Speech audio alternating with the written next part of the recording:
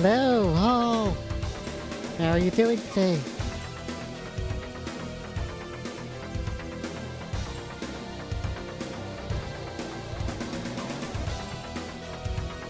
Hey there, Keltosh.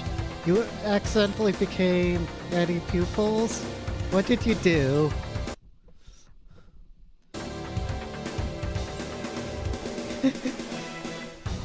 Do we need a Keltosh pupil check?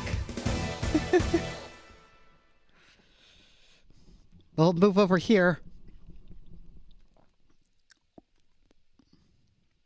I have my crossword for the week, so I'll probably start out doing that. I got Lily Orchard. I got some Lily Orchard video for us to go over first. Won't that be fun? Of course not. Get to hear about some has-been hotel discourse. Let me tell you, don't put out a video analyzing work strictly on its own merits when the creator is Twitter's milking machine of the week. You'll end up caught in... Wait. Lily, aren't you Twitter's milking machine of the week? Also, your infection is spreading. There, I have to watch this 2 times speed, like 1.5. That'll do it. in the middle of some supreme bullshit. Once I posted on my Tumblr feed about how I was covering Has Been Hotel, it was like I'd kicked a hornet's nest and had people demanding me to give a thesis on every single solitary brain fart that had been said about it and the creator for the last 5 years. I've really grown to hate discourse, which is ironic because discourse is my job. My life is a comedy. But over the last few years, it seems like shit has gotten more and more personal, more parasocial, and I'm having trouble keeping up with every single Twitter bad guy of the week. And I say this as someone who has been Twitter's bad guy of the week several times now. A major problem with trying to critique art in 2024 is that when it comes to animation, at the very least, the art itself is only a tiny piece of the puzzle. The vast majority of critique toward a series, for most people, is actually a critique of the creator's Twitter feed. I talked about this issue during my coverage of Steven Universe. For reasons that elude me, and which I'm certain will elude most people, Rebecca was holding interviews. Everything always goes back to Steven Universe with her. Every single time. It's just Steven Universe this, Steven Universe that. Steven Universe is not literally the whole universe, okay? He does not rule the universe. He's not Universe Man. When the hands on his watch meet, it's not a happy land, okay? In live streams every single damn week that show was on the air, which admittedly wasn't all that much. I know it's just been a week, but we'll be back in 6 months! These interviews provided more details toward the story and often contradicted the show in multiple ways. My favorite example of this is simply how the Gems experience gender. If you only watch the show, the Gems are a monogendered race of only women. If you watched all the live streams and read all the interviews, you know the Gems are actually a thinly veiled copy of the Asari from Mass Effect. Genderless, but also femme-presenting. Contradictions like this existed all over the series. The show clearly establishes one thing and then sugar goes on to an This is supposed to be about Has Been Hotel. It's not supposed to be about Steven Universe, but every Lily Orchard video just has to become about Steven Universe all of a sudden. Oh my. We're off to a great start. Walk it back 2 days later. Pearls are slaves? Oh no, because they call their diamonds my diamond, possessively, implying that they're at the top because that's how hierarchies work. It is an honor to serve my queen. Oh my god, Sylvanas is the South? If you ever talked about how fucked up it was that they let dictators... Well, why does she have to pull Warcraft into this? I like Sylvanas. Stop! Off the hook. You've probably heard some Steven Universe fanboy explode in a cloud of Cheeto dust and sweat mist. Actually, Steven never explicitly forgave them. And the reason they say that is because Becky said it in an interview, and that's supposed to explain his sudden dislike of them in the movie. Now, a lot of this was nakedly obvious backpedaling of somebody who'd been caught in a plot hole and was weirdly bothered about that. But to an extent, I can understand doing that. If I had someone badgering me about every single plot element from a project I'm working on in real time, I'd give the word of God equivalent of fuck you as well. And I have. But as a critic who is both busy and can't be bothered tuning into every single vein of a fandom, it's fucking obnoxious trying to keep track of what in a work was actually true and what's just been spontaneously retconned by the director opening their mouth on Twitter. While I'm working on this, I'm working on a video about Digimon. And in regards to discussing the relationship between Tai and Kari, I'm having to make a decision to use the show or the director's statements in interviews, because they're both very different. So it's for this reason that years ago I decided not to bother with the whole affair, and my policy is that I only critique what is in the work. An extra biblical lore is only acknowledged when it can be used to slap a creator over the head for being weird. Did an art stream where you revealed crucial information about a character? This sucks to be you, that's so not crazy. canon. Made a Twitter post confirming characters were gay after the finale ended? Well, thanks, J.K. Rowling, you're not getting any points for that. This has been delightfully freeing, as not only do I not have to spend a massive amount of time hunting down self-contradictory interviews, I also get to enjoy the art down Lily's Orchard's over my shoulder telling me what I'm supposed to be feeling. No, Hosanna, that's not a wife meeting her husband's mistress. That's a girl meeting her brother's knockoff Pokemon. I will fucking hit you. It also means that going into Has Been Hotel, I was completely unaware of the fact that Madrano had spent the last 5 years getting subjected to the kind of parasocial obsessive loser hatred that's usually reserved for trans women. And sorting through that is almost always a nightmare. How do I determine an actual criticism of Madrano's work from something completely blitheringly stupid? Furthermore, with a stupid criticism, how do I determine stupidity from malicious lying? Well, honestly, I just don't bother. Remember to pause when I talk. I just don't want... I just want to power through this because it's such bullshit. Like, I want to power through this, do my crossword, and then we'll get to the good stuff, okay? Can work on its own merits and let the reality of what's in front of me speak for itself. It's for this reason I found myself in an interesting position, because parasocial weirdos will always interpret a work in the worst light possible, because fueling that hatred is the most important thing to them. Oh, you mean like you did with Steven Universe, Lily? Yes, exactly like that. But being able to actually look at it with an untainted perspective has shown some rather interesting insight on not just creative works themselves, but also how fandom reaches the point of twisted internal logic. Maybe one of these days I can write an intro where I don't sound like an alien. So the biggest one in contention was, and remains, the way the show appropriates voodoo. And while Lily, you are an alien. You're certainly not human, which is fine. I'm not human either. Humans are overrated, or we can't hear, yeah. I get that. That's why I pulled down the volume of Lily a bit, because we don't need Lily Orchard's voice blasting at us at full volume. Like, that's crazy. We don't need all of that. Well, I've always condemned this action. I've tried to look at it with a certain degree of nuance. How does cultural appropriation have nuance, Lily? Well, you see, when I posted the video where I first discussed it, a lot of commenters were surprised to learn that voodoo is a real religion at all. I was too 5 years ago. For most of my life, I thought the Loa were something World of Warcraft just made up, and I kept... Oh, no! Oh, no! Oh, no! Yeah... Yes, Warcraft did not make up voodoo. It's an actual religion.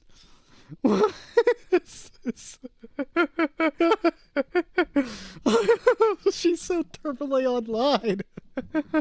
thinking that up until they introduced one named Bwansamdi and thought, hang on, I know that name. And indeed, that's the case with a lot of people. When Bwansamdi showed up, a lot of WoW players immediately went, hey, he's kind of like Dr. Facilier. Well, this is a surprise. Dr. Facilier. Yeah, well, you know, it's all like a Baron Samdi, right? Like, I actually know a little bit about this. Guys, we didn't know about voodoo until World of Warcraft introduced that character. It was kind of like that other character from that Disney cartoon. Because all I watch is cartoons. I don't go out and touch grass ever. Right. You're looking pretty good, Your Majesty. So, why have you come to see me? And according to the behind-the-scenes sources, by which I mean Has Been Hotels Wiki, Alistair was largely inspired by Dr. Facilier as well. Ah, I believe we stumbled onto the problem. See, Alistair is inspired by Dr. Facilier, but Dr. Facilier himself is inspired by an actual Loa, Baron Samdi. A Loa of Death who is actually more well-known than any other Loa because he keeps Baron Samdi, yes. showing up in pop culture. He's about the only Loa most people know of by name, and indeed, some people have heard of him, but don't know that he's a spirit for an actual religion and not just some pop culture character like Dr. Frankenstein. So right off the bat, Alistair is taking inspiration from a character who is only tangentially related to an actual figure in voodoo. You know, explains the Can I just go out with my hot take right now? It's like, you have to be a little careful when it's like so tied to like the minority culture and such like voodoo is, but I actually have no problem like farming like spiritual background, like spiritual mythology for content, like to build up a fantasy realm. Like, it's okay by my books though to use like elements taken from like the Bible or Christian mythology to work into your own fantasy story. There's nothing wrong with being inspired by that. I mean, you do have to be careful a little bit, but like you're in the chat there right now, Keldos. Like, do you feel like Alistair comes across as like specifically racist? Because I don't really see it. Like, it's really like wasn't super familiar with the symbols. It's like, yeah, that's a little sus, but it's not terrible. Magic shows up because green was a motif in Facilier's magic. Why is this important? Well, oh, he uses green. Princess and the Frog was cool. He uses green magic just like Dr. Facilier, so they're the same. Nobody else is allowed to use green magic. There's never been green magic. Well, what Lily Orchard is saying is that Alistair, by using symbols and elements of voodoo magic, okay, the voodoo, that he is racist, that because it's a cultural appropriation. What I'm saying is cultural appropriation can be bad, but it's not necessarily bad just in and of itself. Like, if it's something we don't see a lot in media, like, it's actually kind of nice having a little bit of that thing. And green belongs to the Jews, actually. No, green belongs to the elves, okay? That's the elf color. You all stole it from us. I'm going to copy the villain from my OC and then Googled voodoo symbols and went from there. I'm almost certain of this because of the way Alistair has veves all around. Oh my lord! I didn't read Alistair as being like Dr. Facilier at all. In fact, why are we acting like Dr. Facilier is a real original character? You just said yourself, Lily, that he's copied from Baron Samedi. I knew that the minute I saw that character when I watched the film, because Baron Samedi is cool, and because I was familiar with stuff like Shadow Man that also uses that same character type. Around him. In voodoo, veves aren't magic symbols that show up when you use magic, like that circle in card captors. They're beacons for a spirit because using magic in voodoo is actually borrowing it from a spirit. This is why in Princess and the Frog, Facilier is in debt in the first place, because he keeps casting spells recklessly. In comparison to the other voodoo practitioner, Mama Odie, who casts them sparingly and has led a long, comfortable life. Oh yeah, did you know that? Did you know Mama Odie is also using voodoo magic? When he converses with the Loa, you can see in the background he has the veves drawn on the ground around him. He does that specifically to call them. They're there for a purpose. The people who wrote Princess and the Frog actually did their research. And because the film is using it, but not explaining it, because it's not serving as an entry book for an entire faith, the same can't be said for the people who take inspiration. Who the fuck is Dr. Fellatio? He's the guy on screen right now with the hat. He is also in Hazbin Hotel. You know the hunk, the cat guy? The cat guy, same voice as Dr. Facilier. You haven't seen Princess and the Frog, Keldoge? Oh, we'll have to watch that sometime. I love that film, but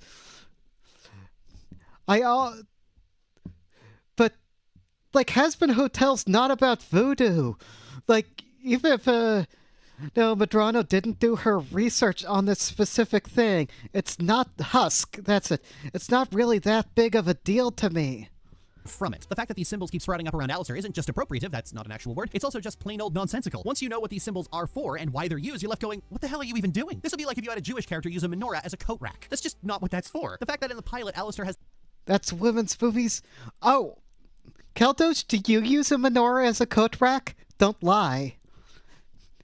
These floating around him seems to suggest they're a part of him in some way, which makes absolutely zero sense and suggests that Alistair has tramp stamps property of Baron Samedi on his ass, which given his deal he may very well have, but it's also suggested that this is his own demon magic. Anyway, once the show came out, the symbols had been chopped up and flipped around, and this seemed like a response to the fact that you're not supposed to use the symbols of a closed practice. And make no mistake, it was the correct decision. That's the point I'm trying laboriously to get to. This was a good decision. However, after consulting with a practitioner, it's not enough, as they still have the same elements of veves around them. So while it is a course correction, it's not enough of a course correction. Oh! It's not enough because it's still magic. How dare you use magic? How dare you use religious magic in this? But it is the kind of course correction that would be made by someone who doesn't actually know what they're doing because they just took it from a Disney film. But it does show that Madrano pays attention to the important criticisms. She just doesn't know what to actually do about it. So I'm content to wait and see if there's... Nobody knew about voodoo before Disney used it in a movie. That's what we've learned today. No, voodoo didn't exist until Disney created it. Further improvements on that front by season 2. Actually, there's one more point here, and I know this isn't the case with Bonsombi, but it is here. The claim that Alistair is inspired by Dr. Facilier is put into even more scrutiny because they're nothing alike. Alistair is a charismatic schemer with the charisma to sway people and the strength to back it up. Facilier is a bumbling fool who failed himself into debt and who couldn't talk himself out of a cardboard box, and for whom... Right, so why are we making the comparison? Are you saying you wasted all this oxygen for no reason?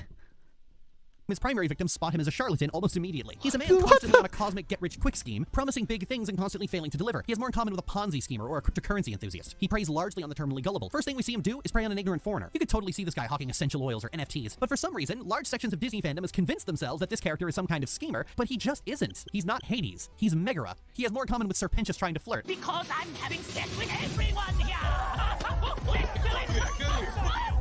In general, The Princess and the Frog is remembered as this amazing film, and that's largely because it was the last big 2D animated Disney film. Story and character-wise, you have to do a lot of work to wring anything of worth out of it. I would know, because I did. And Dr. I mean, she's not really wrong here, but... Facilier is just something the film would have been... But why, again, we're talking about things that aren't Hazbin Hotel. I don't care about Dr. Facilier at this moment in this video. Why are you even drawing the comparison even if you yourself are admitting that's not a good comparison? Better off without. He's carried by aesthetics and Keith David, a man who literally cannot miss no matter how bad the character is. And even with as generous an interpretation as that, there are going to be some people who just don't care. My comment section tried to pretend there was some double standard because I called out the show for demonizing voodoo, but not for the shit they say about Christianity. Yeah, there is. I'm more or less cool with voodoo, but I have huge problems with Christianity. I don't like its imperialistic history. I don't like how most of its stories portray God as an abusive parent at best and a fascist tyrant at worst, and then act like you're the weird... Oh!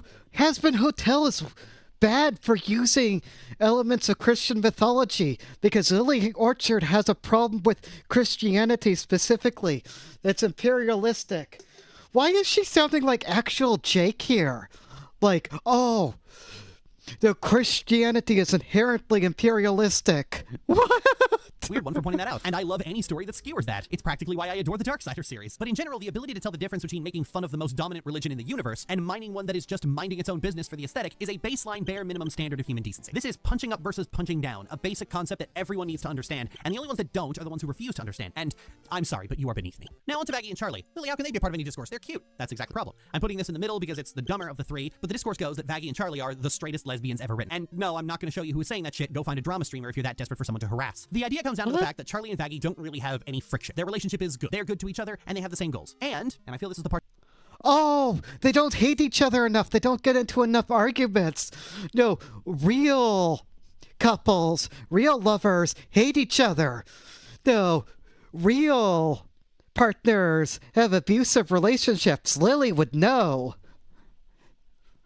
Part that's tweaking a few people, their relationship is pretty vanilla. They're not as openly sexual with each other as other couples or indeed other characters. Now, we normally cover animation aimed at a more G to PG audience on this channel, so regular viewers are probably shrugging and going, so? But if you're not familiar, there's a small section of the LGBT community that tends to get... what's the word? Tends to pout if LGBT characters are shown having a typical sex life. Now, this is a particularly complicated web of bullshit, so bear with me. But the idea is that because 3/4 of a century ago, the LGBT community was largely oriented around hookup culture, because when being gay is a crime, one-night stands are the go-to, so the gay community was largely centered around bars and clubs, and so is intertwined with a certain degree of sex positivity, hence why BDSM and kink is part of Pride. Kind of. Now, this is the LGBT community's equivalent of the Westermark effect, i.e. it's capital A accurate without being capital T true. Hookup culture was a big part of the...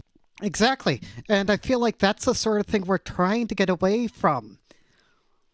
Gay community back in the 40s and 50s, but it didn't mean there weren't gay people who wanted to just have boring romantic lives together. And it didn't mean there weren't gay people who weren't fucking a different person every other week. You mostly know about gay hookup culture because that was what... Exactly, Keldaj. It's called being normal. Like, what Lily has a problem with is characters being in a normal fucking relationship. That's what it is. The fear-mongering news at the time. History doesn't record every single human being, and anyone outside of the white, straight, cisgendered, middle-class male default tends to be treated like a monolith. And things that are the result of policy or environment are treated as cultural. So somewhere between understanding that concept and the present, there's this murky, foggy area where people then go, it's not really gay if it isn't unrelentingly horny. You can see this in the kink at Pride debate, a debate ostensibly about kink's place in Pride, but is actually people who don't go to Pride acting like a few sex-negative teenagers on TikTok represent some weird anti-sex Puritan uprising among Gen Z. Part of this is deriding any gay couple in adult media that isn't constantly horny for each other, like... Wait, what? I think I've always heard the opposite, mostly because I hear people like trying to argue, like, wait, so is Lily saying that there like isn't like an uproar about kink at Pride? Like, she's supposed to be a leftist, right? Like all the big like right-wing commentators, your Matt Walsh's and such, make a huge deal about that. Like, what is she talking about?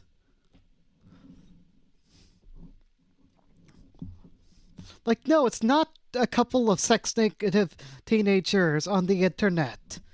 What are you... Gomez and Morticia as basically being straight but in a gay way. So a gay couple that's just there, or a gay couple that doesn't have a lot of sex, or a gay couple that might be shy about being sexual in front of other people, these things get written off. If you only watch LGBT YouTubers, you could be forgiven for thinking that every LGBT person is this whirlwind of open sexuality. That's not really true. Everyone comes in at different levels of openness and eagerness. People all exist on a spectrum of being sex... Exactly! I exist, Lily! I exist, okay? I just want fucking normal people, okay? Favorable to sex ambivalent to sex repulsed. This is a spectrum largely used for ace people, but really it applies to everybody. Now, this is the important part. People who regularly touch the grass already know this. Everyone's sex life is different and everyone expresses it differently. But people on the internet who don't go outside, have never had sex, and understand LGBT history only by observing it through a keyhole, believe otherwise. I compared it to the Westermark effect, and for good reason. The Westermark effect is a phenomenon wherein children who are raised together before the age of 6 will have their brains recognize them as siblings and therefore won't try to flag them as a potential romantic partner. But if you... Wait! Lily knows about the Westermark effect. Uh-oh. Yeah, Lily Orchard, okay? This is why incest is so weird to us, right? Because of the Westermark effect. This has been a tested thing, actually, that siblings, even if they're close to around the same age, don't see each other in that way because of that effect. So, but you know that, and yet you want to, like, defy that at your stories, like, allegedly? Like, what? you've heard of it today, it's probably from some teenager arguing that childhood friends becoming lovers is unrealistic and basically incest because of the Westermark effect, which just doesn't fucking work that way. It's a phenomenon observed when children are raised to believe they are. Oh no! Oh no! So, is this Lily using the idea of, like, gay couples existing, like queer people wanting to have, like, normal relationships as proof that Westermark effect isn't always a thing, and sometimes it's okay for siblings to... Oh... Our siblings, not a permanent proximity alarm that everyone 6 and under has to all their classmates. Complicated and quite interesting subjects get boiled down to something short, quick. Well, no, I agree. Actually, I don't even like that, because I was 6 years old once, and I thought girls had cooties. So, like, what are you talking about? No, we don't need to think about... We don't need... Oh my God. Why is she like this?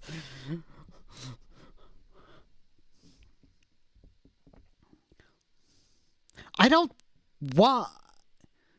You should never be thinking about the sexuality of anybody underneath the age of 13. And I don't even want to think about the people under 18 normally.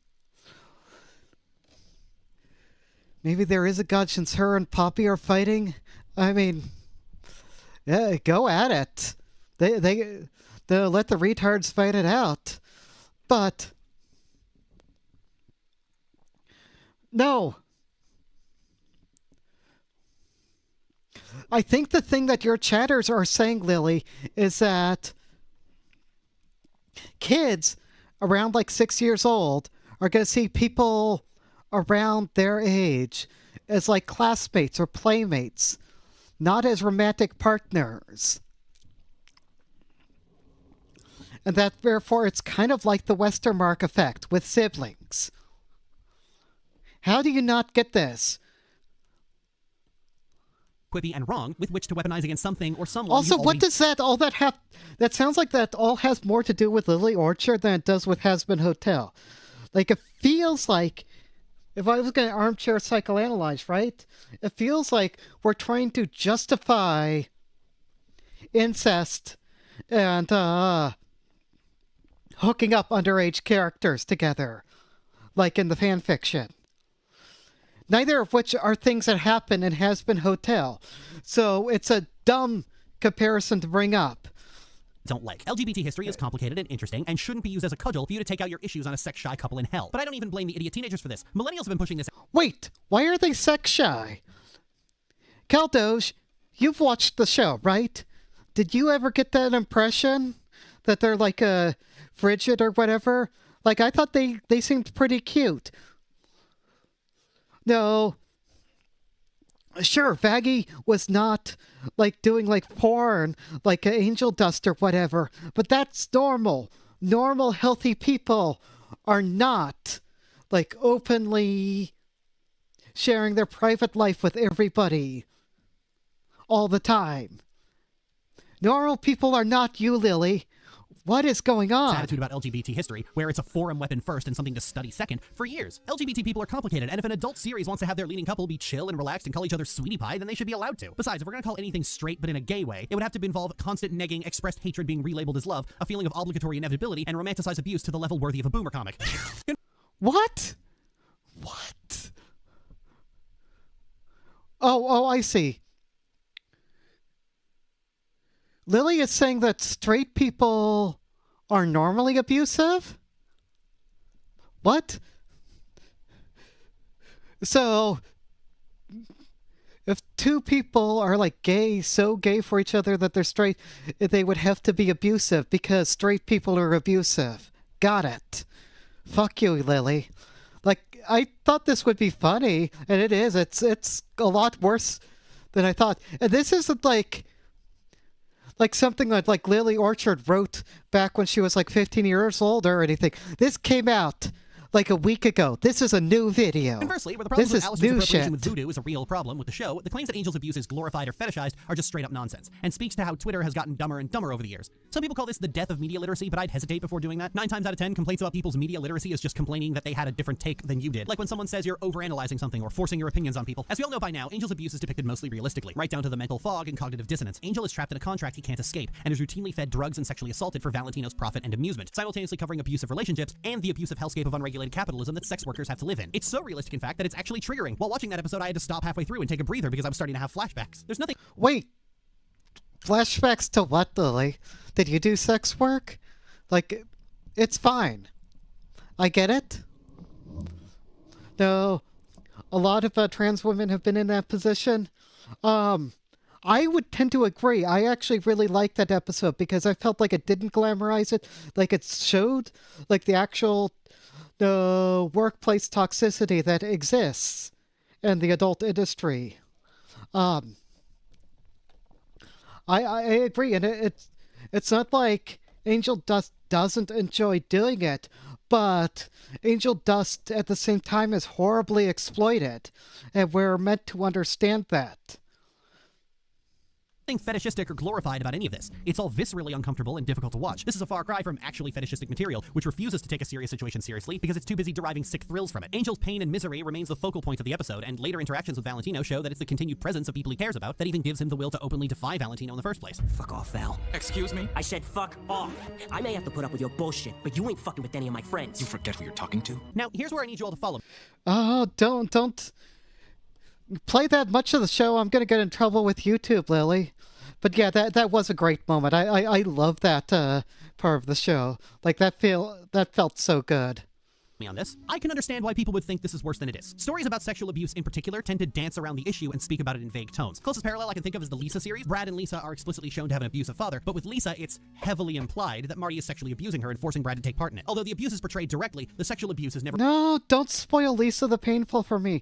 I keep having people try and talk me into playing that. Maybe I will someday. portrayed outright. Furthermore, we're coming out of a haze of almost 15 years of animation being really cagey with information about characters and their relationships, cloaking absolutely everything they can in metaphor and allegory. And it's less because they have to and more because of this idea that not saying things outright is better writing. I've talked about this in the past about how fandoms and even writers to an extent get these absolutist ideas about writing in their heads, about how certain tropes are inherently better than others and certain ideas are better than others. So the thought process goes, if your story merely has these tropes, then it's automatically good. Execution is completely removed from the equation. I got hit right in the face with this. People were angry when I reviewed the show positively on the basis that both it and Steven Universe are about redemption at their core. So me calling one good and the other trash makes no sense. One person went as far as to claim that I only like the show because it had lesbians in it, which makes no sense because Steven Universe has more gays than filler episodes. The reality is, they're both about redemption, but one of them is fundamentally about people wanting to change themselves, while the other keeps knocking on people's doors like a pushy Jehovah's Witness. But because execution— Oh, we're back to Steven Universe again.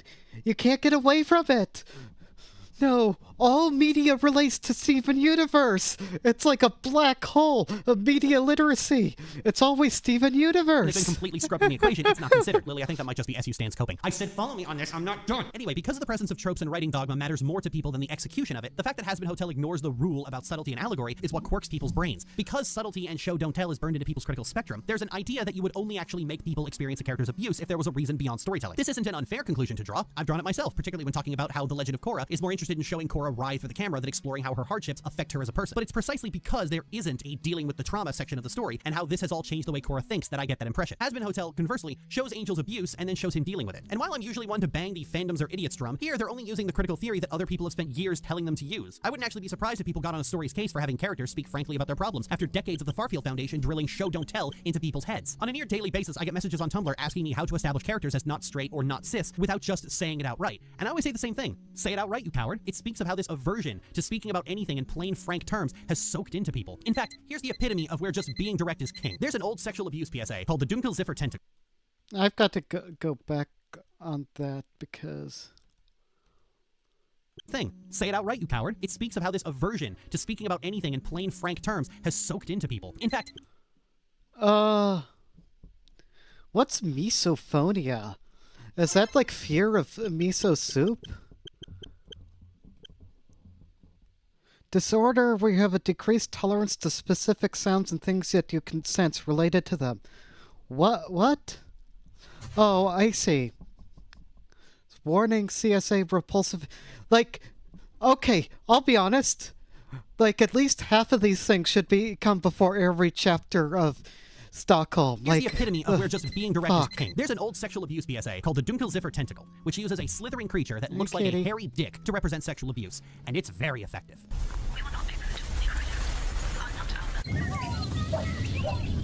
Oh! It's like that one tentacle creature in Romeo and Juliet, James Gunn's first film. Crazy.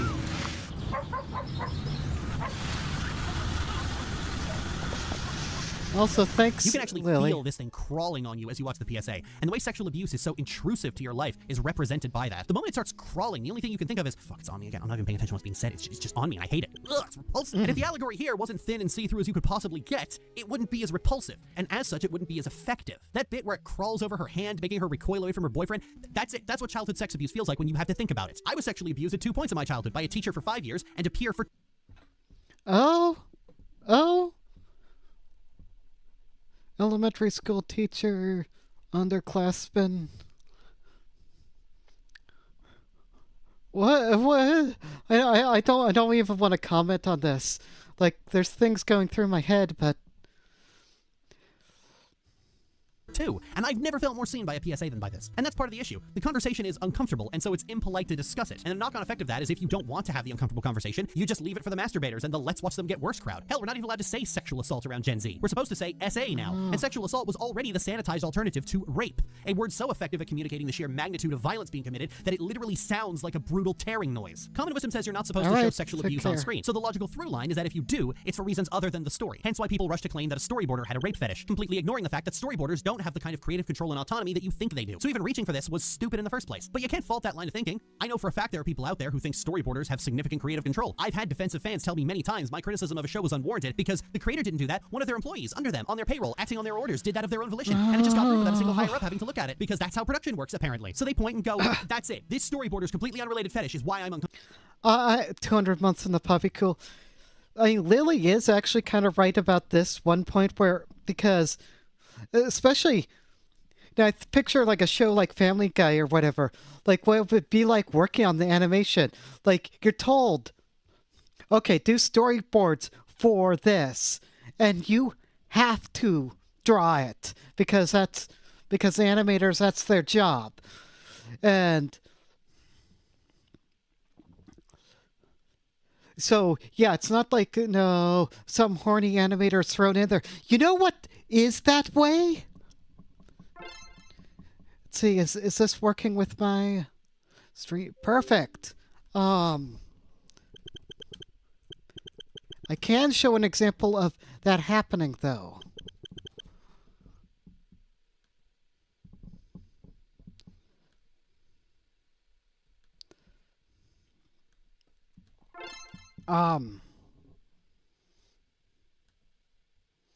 Yes, it's this one. Oh yeah. I was gonna say, so the person who drew this poster art for Walt Disney's Little Mermaid hid a penis in the towers in the background there. I don't know if you can see it, but it's there.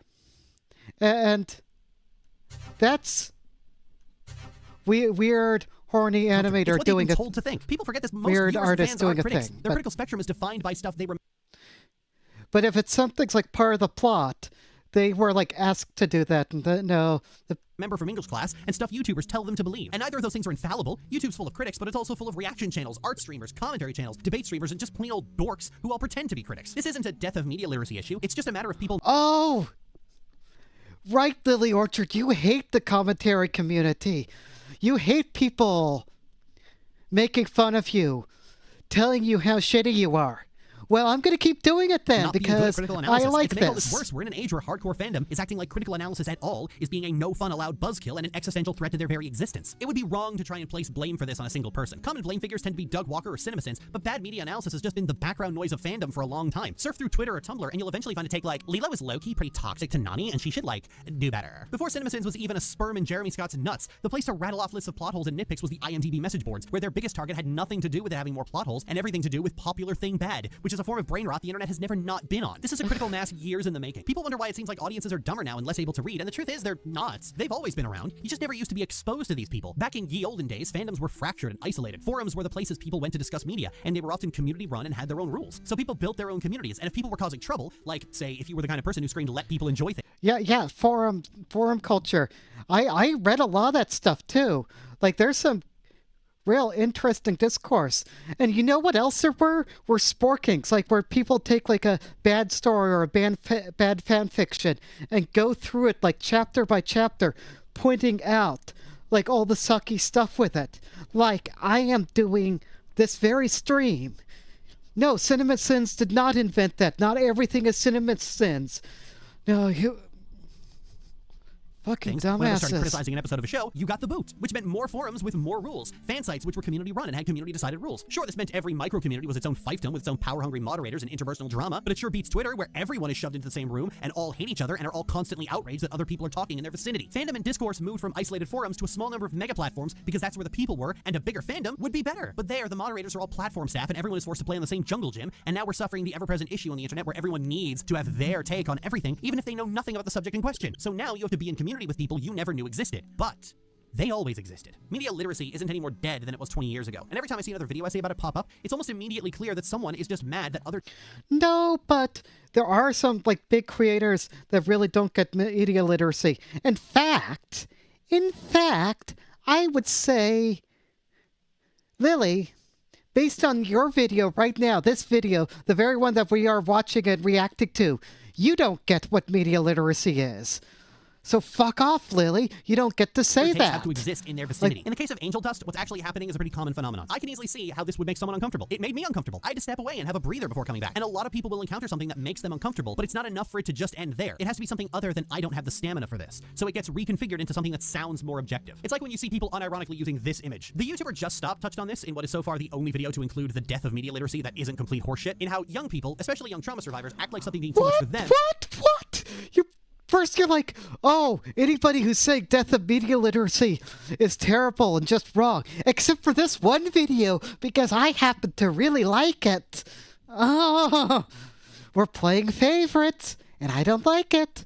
I really don't like it. Like a mistake. And to expand on that, media is treated, especially by younger people, as an escape from life. It's not supposed to be a place where you have to think about the real world. But then it talks about something uncomfortable, and a lot of them feel like an unspoken agreement was broken, which leads to flailing for an answer using that limited critical spectrum and dogmatic thinking we talked about before. This can take the form of, this made me uncomfortable as a trauma survivor, therefore it's fetishizing my trauma, but it can also take the form of, fucking pronouns! This feeling of an unspoken agreement being broken is at the heart of a lot of the visceral, but at the same time unfocused, vague outrage. There wasn't really an explanation as to why this was supposed to be fetishizing, and the most I got from anyone was vibes. This vague feeling. And this is often put at the feet of Gen Z, but in truth, Gen Z isn't any more dumb than teenagers from any previous generations. It's just that previous generations didn't have TikTok to broadcast their impulsive idiocy on. Once again, you never used to be exposed to... Oh, I see. Younger people are idiots because the TikTok. Of teenagers from 7 countries over, and now you are. And they feel compelled to make their confusing feelings and volatile emotions everyone else's problem. Make no mistake, if we had TikTok back when she was 13, my sister would have been spouting all the possessive, weird, socially poisonous... No! Don't make this about Courtney! What the fuck?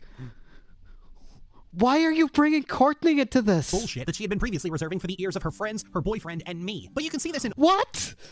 Wait. So, Lily is claiming Courtney is possessive of her? What? I see. Courtney's always been the bad one. That's what it is, huh?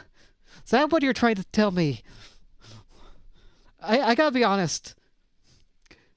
Like, you're not making yourself sound better here, Lily. You're sounding like a complete monster, actually. Older people, too. People who never emotionally grew up. I just showed one of a man who was completely unable... Why? This is just like the Xena Poppy stuff where it's like you had to make everything about the victims.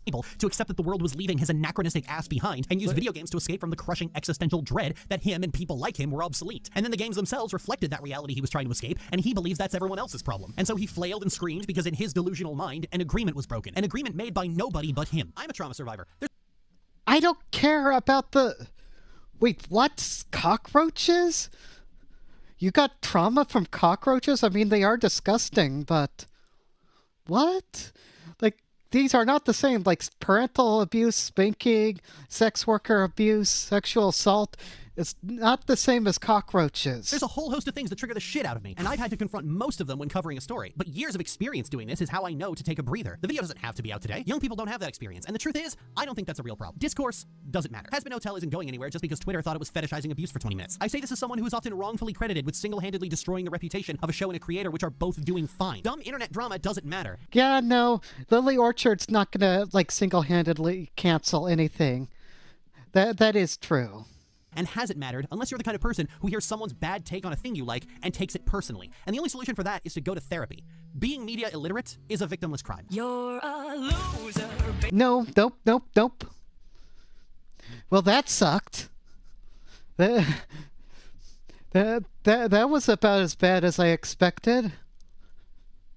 Okay. Get back to the main event then. Pull out my notes. Gotta go back, chapter 6. And sorry that I didn't stream last week. I feel like I've been, like, trying to avoid this chapter because it's just that disgusting. It's like, it's that bad. Like, I know people, like, there are some people who watched my earlier videos, my earlier coverage of Stockholm, and it's like, this is horrifying. How do you deal with this shit? I'm like, oh, you don't even know how bad it gets. It gets so bad. Like, everything up here was like a warm-up. Anyway, we got Monte Cristo. Hold on. I'm gonna adjust my microphone a little bit. Okay. Count of Monte Cristo style vengeance. I love that. We got a typo already right in the title. A vengeance. A vengeance. Also, like to assume that the Count of Monte Cristo style vengeance involves getting revenge by making the ponies make, like, fried Monte Cristo sandwiches. I don't know if you've ever had one. The Count of Monte Cristo sandwich, it's a thing. Tastes great. Since we start off this chapter, Applejack, Rainbow Dash are having a silly snowball competition. That's the exact words, what we're told. While Fluttershy is drinking some rather weather-inappropriate juice, like she's having, like, iced juice, like, out in the cold and snow. Like, could be drinking coffee or hot cocoa, that's all I'm saying. She is very amused at their silly competing ways. Like, it's crazy. Like, every time the snowball fight comes up in this chapter, it's with the adjective silly. I don't know. Is it just sillier than other snowball fights? Is that what we're doing? The author, no. We get this. Apple Bloom appears. So Apple Bloom, remember, it's the Cutie Mark Crusaders, one of the kids. I have the picture of them on the bottom here. Apple Bloom's the middle one with the red hair, I believe. I don't know my ponies, so don't correct me if I'm wrong. We get this amazing. Shy, why does Rainbow walk all funny? Apple Bloom asked. She walks like Big Macintosh and Princess Twilight's brother does. Also, I love that there's, like, only, like, 2 male characters in My Little Pony. But it's like, yeah. Hey, Shy, why does Rainbow Dash walk like she has a dick between her legs? What's up with that? Could it be that she has a dick between her legs? Apple Bloom even doubles down on that right immediately afterwards by saying that she thinks Rainbow Dash would fall over like the guys do if you kicked her between the legs. Yeah. I am still baffled, though, like how Rainbow Dash has got all these years and years, like through high school and adolescence, through the teenage years, like not knowing how to tuck, and yet only now are people suddenly noticing that something is up with her crotch. It's crazy. Like the author just kind of made this up for this story, and I hate it. Anyway, now that Apple Bloom has been convinced to choose to be gay, it was just that easy. It just took a little convincing. She wants to get gay tips. She wants to go to gay college, like the gay schooling from Rainbow Dash, since obviously Rainbow Dash is gay, because anybody who walks like a boy, that must be what's up. Come on. Apple Bloom took in what she said and smiled a little. But what about germs? Granny always told me not to touch my mouth or anyone else's mouth. That didn't stop you kissing her in the first place, Fluttershy smiled. And don't worry, Apple Bloom. The body can fight off a lot of germs on its own. Even the air has germs in it, but your body can deal with them so you don't get sick.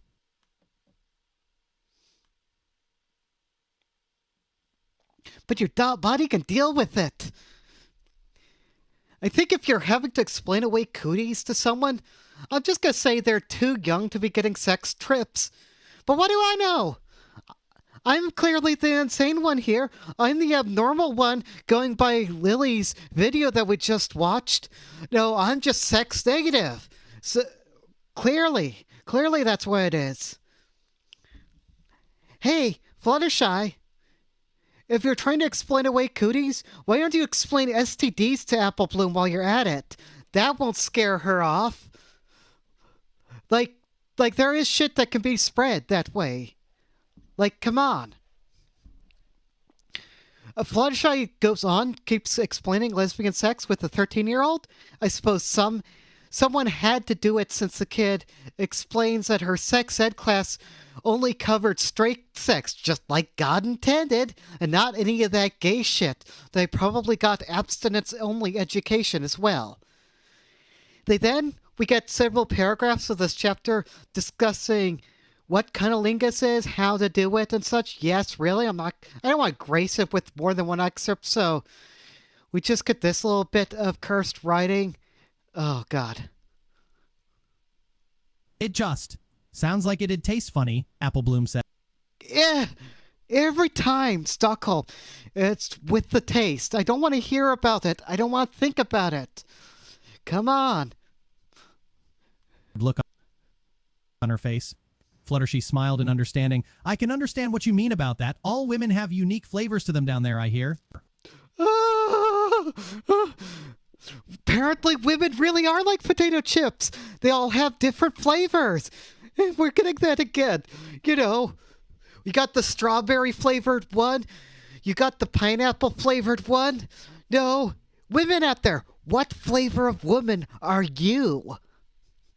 Anyway, I was holding off on this with all this sex ed talk, but this is definitely red flag worthy. Good red flag count.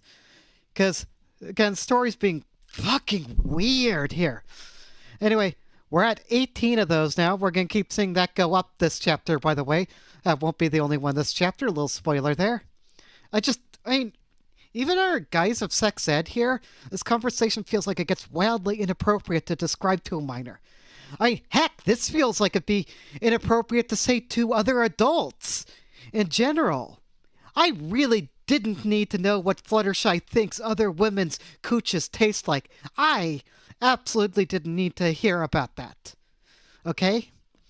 Anyway, after we get all this sex ed talk, Apple Bloom goes off, learn about being gay from Rainbow Dash, get those gay lessons we were hearing about.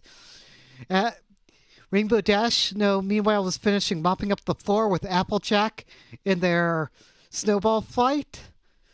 We got that silly snowball fight still going on. Apparently, Rainbow Dash won it because Rainbow Dash is just that good at everything.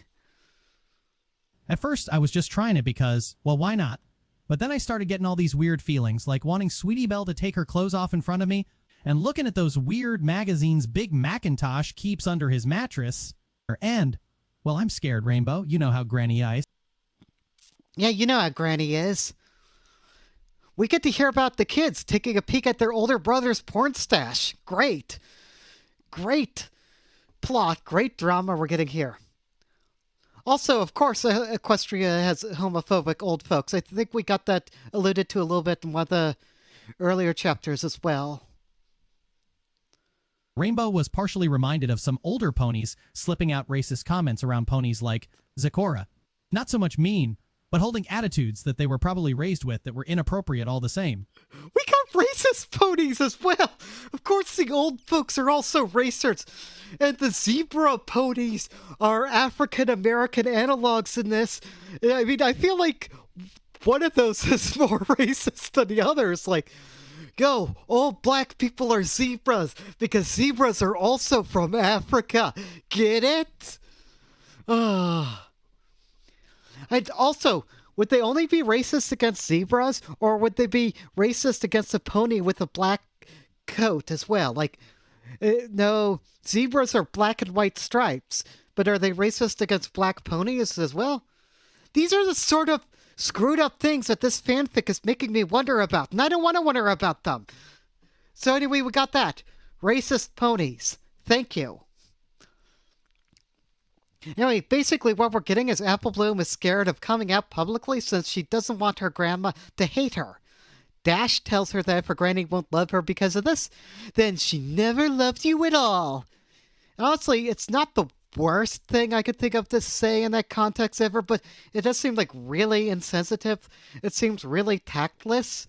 Because I'm sure from Granny's point of view, she does indeed love the version of her granddaughter that she believes Apple Bloom to be, even if that doesn't fit with Apple Bloom's true self. In fact, a lot of prejudiced and abusive parents are that way specifically because they're misaimed love for the person. If they didn't care about the person at all, we got Chris Hansen in the corner. We needed that. We need that for this chapter.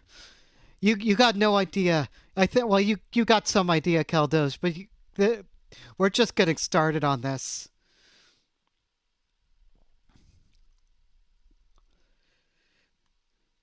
And now I lose my place. This is gonna ruin me. Speaking of Chris Hansen and the pedophilia, here we go. Hey, Rainbow. What? I want to sleep with Sweetie Belle, she blushed. Everyone wants to sleep with Sweetie Belle. Sweetie Belle's adorable, Rainbow chuckled. No. Oh, that's a fast one. 19 red flags.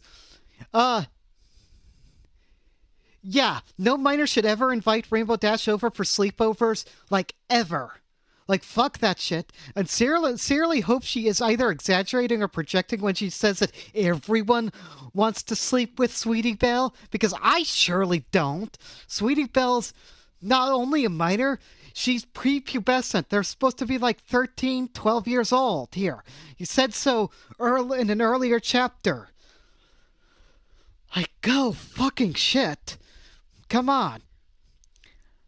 If you think Rainbow Dash is being dumb about words or something, the rest of their dialogue shows that this is clearly not the case. She knows perfectly well what Apple Bloom meant about sleeping with Sweetie Belle, and immediately went to stating outright that she has pedophilic intent towards these kids. Heaven help us. Heaven help us all. The kid characters are going to be a big part of the story going forward. All I can say is these next chapters are going to be filled with more red flags than a game of Minesweeper. And there is a boomer reference for you, Gen Z kids. I used to play a lot of Minesweeper back in the day when I was bored and had nothing else to do.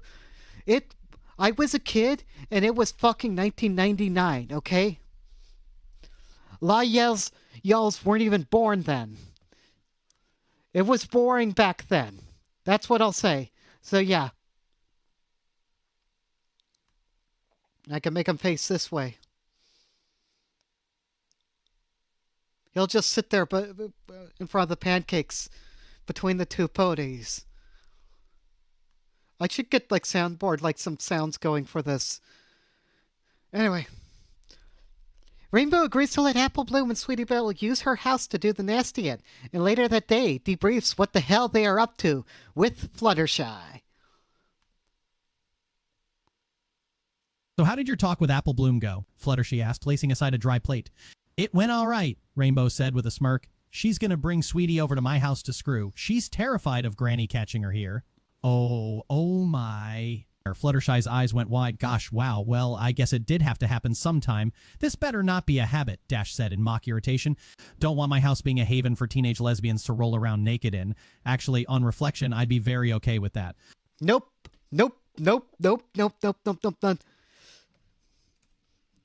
Man, we're just dishing out the red flags like crazy. Red flag count equals 20. Rainbow Dash's giddy excitement here at the idea of making her own pony version of Epstein's Island is just something I hate. Like, go in the timeout booth. That's not good. You should be ashamed. Wouldn't try of anything. yourself. I'm not a complete perv, Rainbow chuckled. I'd just enjoy the view and maybe take pictures. No, wait, that's illegal. Forget that. I'd just enjoy the view. So many red flags. We're at 21 there. Hey, at least she realized that child pornography is illegal and that she shouldn't be making her own of her friends. Of course, the implication here seems to be that Rainbow Dash would be completely okay making it if it weren't against the law. Fuck it, that needs another red flag because fuck this story, fuck this chapter. This is hideous. We're at 22 now. I mean, things are definitely taking a turn for the worse in terms of sanity damage. Like, this is complete psychic damage, people. I had to read this filth, actually, okay? You're just getting the Cliff Notes version. Be thankful. Come on, Shy. They're 14. They're not supposed to be sexy. Damn it, there I go again. Rainbow grumbled. Don't worry about it. We all have fantasies and irrational responses we're not proud of, Fluttershy assured, rubbing her back. Right. So, don't worry about it. We all think about committing sex crimes sometimes. It's just perfectly normal behavior. Add another red flag to the counter. 23. Oh, and Fluttershy says that Dash can just go right on ahead with her Revenge of the Nerd style peeping. It is just looking so it doesn't trigger her jealousy particles at all. It's just looking, guys.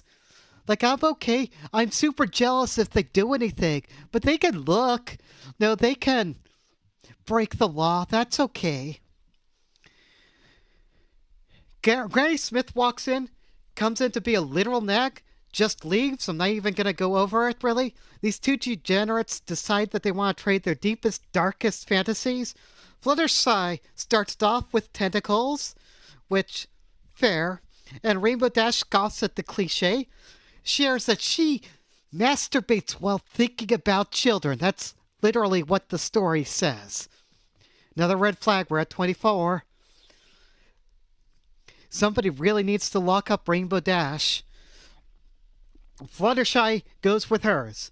Her next comparatively wholesome fantasy compared to that shit is about climbing into the clouds and having awesome private cloud sex.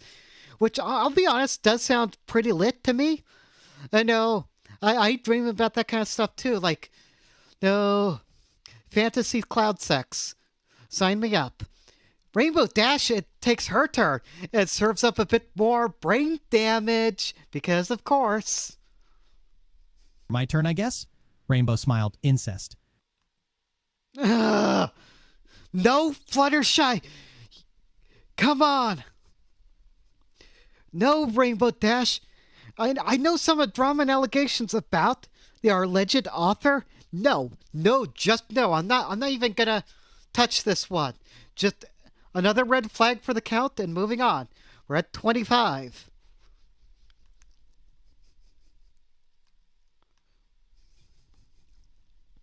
Fluttershy giggled.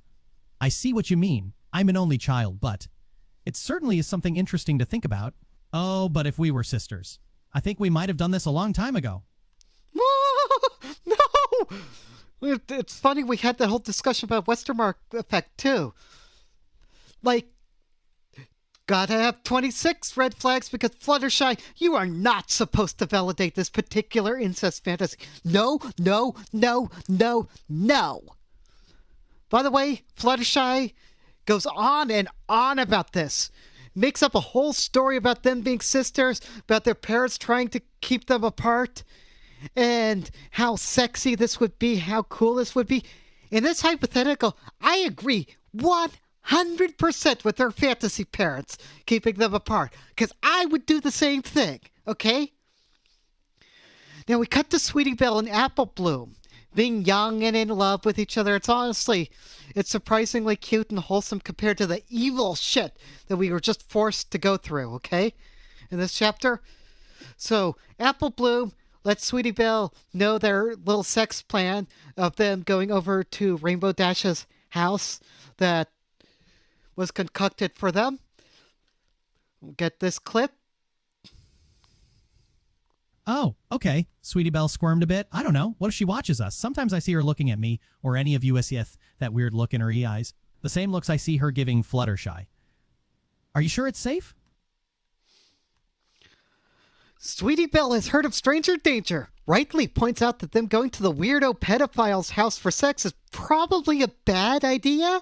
Unfortunately, they both decide to ignore all the warning signs because they are far more excited about losing their virginity. Like they are the characters in an 80s teen comedy or something.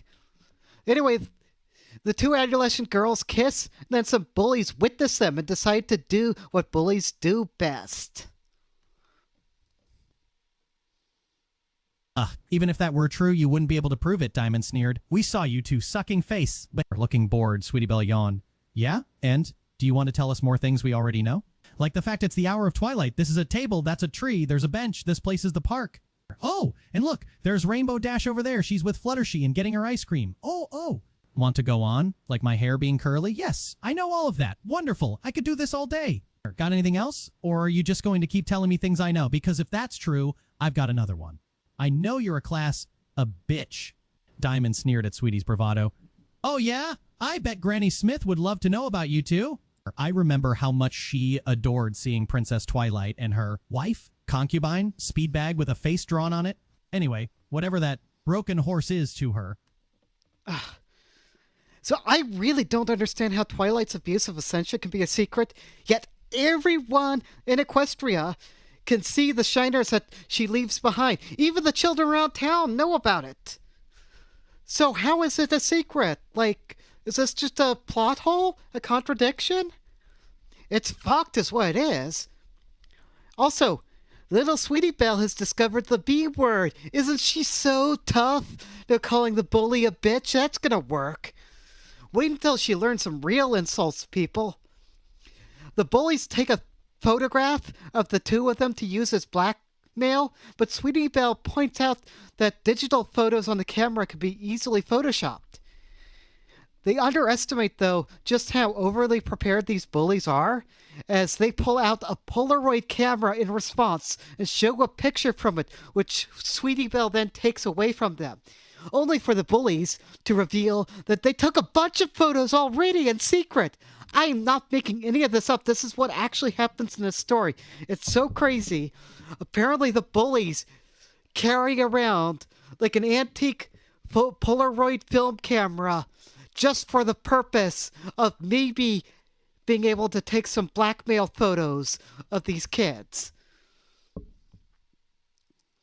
I feel like the bullies are picking up some of the psychic energy from the psychic radio. That has to be what it is. Nope. We're getting an adult.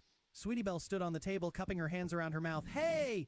Rainbow Dash, Fluttershy, we're being harassed and blackmailed here. Help us! These aren't the adults you're looking for. These aren't the adults you're looking for. I would be worried that they are about to need an adult to get these two adults away from them, but that's just this story in general. Preferably like a cop or a Chris Hansen or something. Get the Rainbow Dash and Fluttershy away from the kids. The bullies turn to run away, but Twilight Sparkle and Essentia are right behind them. That's not creepy at all. Essentia suggests painfully interrogating them, but Twilight points out that they are 14 and the two of them would get in trouble for torturing literal minors. Gotta add another red flag there. It's so horrible. Essentia instead points out that the bully's position of privilege exists because her father is rich. We get some psychoanalysis on how the bullies are bullies because their parents must not love them enough or something. I feel like the author must have heard this in an afternoon special or something. It is really lame, to be honest. She goes on about how the bully's father is only rich because he is able to trade with the Apple family. And if she shames the Apple family's child through blackmail, then it will devastate the farm, cause the family to lose a valuable worker, which in turn will cause the bully's father to go bankrupt and the farm to go in debt, destroying the bully's fortune, making her no longer able to bully people. Yes, we got a whole paragraph about this. I'm not certain that makes any economic sense, but things like banks and insurance and the like exist. But anyway, the dumb kids believe it, which is the important part. The bullies, in fact, are so taken aback by this that they tear up all of the blackmail photos and begin crying, like actually crying, in abject terror. Jesus, Essentia, Rainbow said with her eyes wide. That wasn't just a lecture. That was Count of Monte Cristo-style vengeance. I mean, not really. I think the Count tended to go through with his plans instead of explaining them in gross detail to his intended victims. I mean, guys, the more I thought about that, the more I think about it, right? Less sense the comparison actually makes. I guess Essentia is similar to the Count of Monte Cristo because her revenge plan is also convoluted and would take a long time to take effect, I guess. Essentia wouldn't even be the one destroying the bully's reputation in that hypothetical. They would bring it on themselves because of the unintended results of the blackmail plan, causing the Apple family farm to go under and all of that. I mean, it's more like what actually happened to the Count of Monte Cristo himself than anything that Essentia did here. Like, you know that in the book, the Count of Monte Cristo basically is his own undoing through his revenge plan backfiring and hurting himself. But I don't know that the author of this has ever read that book. And like Lily Orchard seems to get all of her media takes from watching cartoon shows. So unless she watched like that one anime version of Count of Monte Cristo, I don't know that she knows what actually happens in that book. Our Twilight smiled with pride, nodding with approval. Brilliant, as well as giving me an idea. Silver Spoon, I have a few questions for you. Tell me, your father is Brass Knob, isn't he? Silver Spoon nodded shakily. He doesn't actually know what's going on, does he? Silver Spoon shook her head. He tells me to stop, but I never do. Really now? Well, I know your father. He's quite an attorney. But that's not quite the point I'm trying to make either. Tell me, does he know about what you get up to with Diamond Tiara and all that you two get into? Wide-eyed Silver Spoon said nothing, but her face said everything. I knew it. So he does. He tells you that Diamond Tiara is toxic to you, always telling you not to associate with her. But your father is overbearing to you. He's always telling you what to do, always trying to make sure you're the ever-proper daughter he wants. So you disobey him, you rebel. Yes, Twilight the Tyrant Princess wildly speculating here about Silver Spoon. Oh, by the way, the bully's name is like Diamond Tiara and Silver Spoon. I didn't even bother telling people their names earlier in this chapter. It really doesn't matter. They're pretty inconsequential, honestly. But of course, Twilight, the Tyrant Princess, her wild speculation would be correct here because she is one of the heroes of the story and can never be wrong. And even though she sucks and is a big bully than these actual bullies by a huge degree. But whatever, we just got to keep going on, keep going through this shit. Rainbow Dash points out that this is basically a bunch of adults bullying kids, which is true. But none of them care because it's justice or some shit. Anyway, they successfully blackmailed the bullies into fixing their lives up completely, apologizing to everyone, and now they are no longer bullies, they're friends. Yay, we can all be happy and move on. It was just that easy to solve bullying. If we all just blackmailed bullies, there would be no bullies left, because apparently that's how the world works according to Stockholm. You know he hates, and you can't stop. You can't stop if you tried. If he knew what happened tonight, you'd never see her again. Ever. Looking terrified, Silver Spoon whimpered and looked down with shame. I'm sorry. Please don't tell my dad. Oh? And why shouldn't I? Sounds like it would be good for you, Twilight said haughtily. Apple Bloom blushed at her words. Yeah, no pressure or anything. She waved her into the kitchen and started digging through Rainbow Dash's fridge. Let's see. 8 cans of sauce, 12 cases of protein shakes. What the hey is Viagra? And a bunch of noodles. Unless you like protein shakes and Weird B Blue M, and M's looks like I'm making... Oh, Weird Blue... Where'd that come from? That's the next chapter. We're getting a little ahead of ourselves there.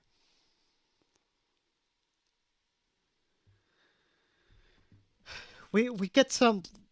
Because we're still on the revenge shit. Forget the Skittles. We'll get back to that. It wouldn't be an El Zeppo stream without some stream scuff. As much as I planned this shit out in advance, still get a little bit of scuff. It's great. It's so great, guys. We're so back. I've missed streaming. Even if it was only for a week. Anyway, back to the story. We get...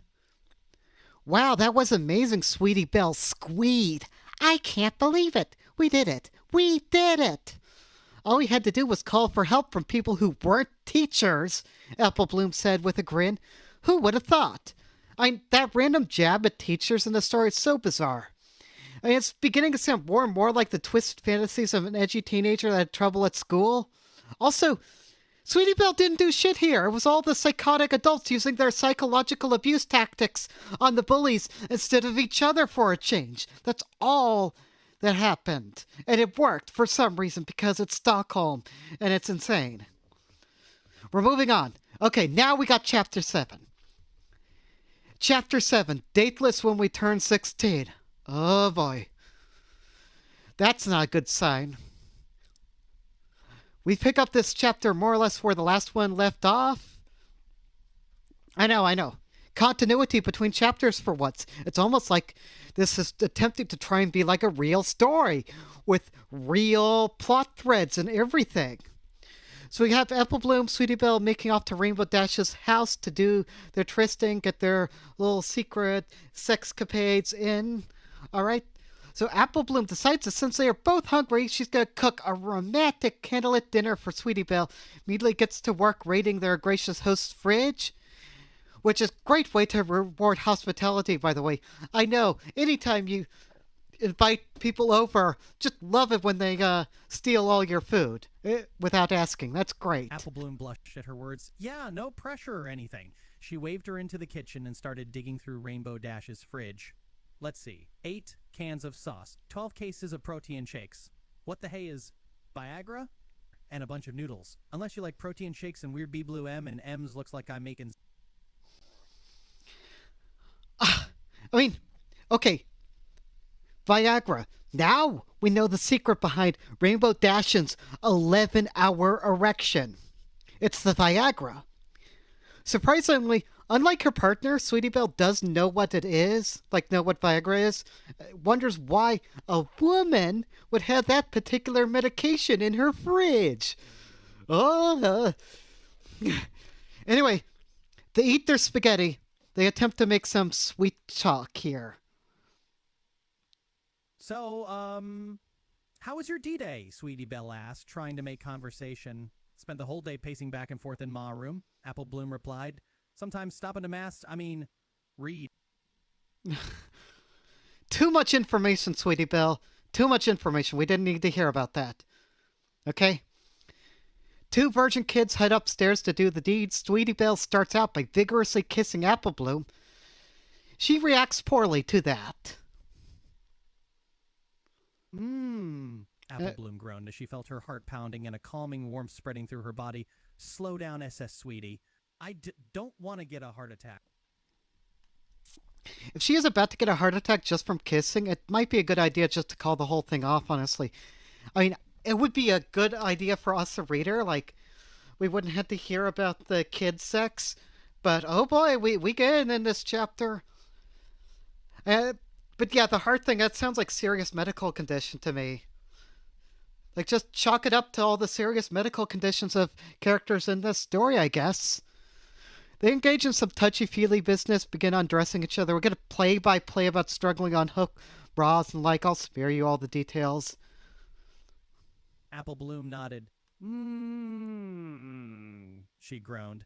Leaning down, Sweetie Belle then pulled down Apple Bloom's pants, revealing panties that matched her bra. Giggling, she pulled them off slowly and then took off her own, leaving them both bare.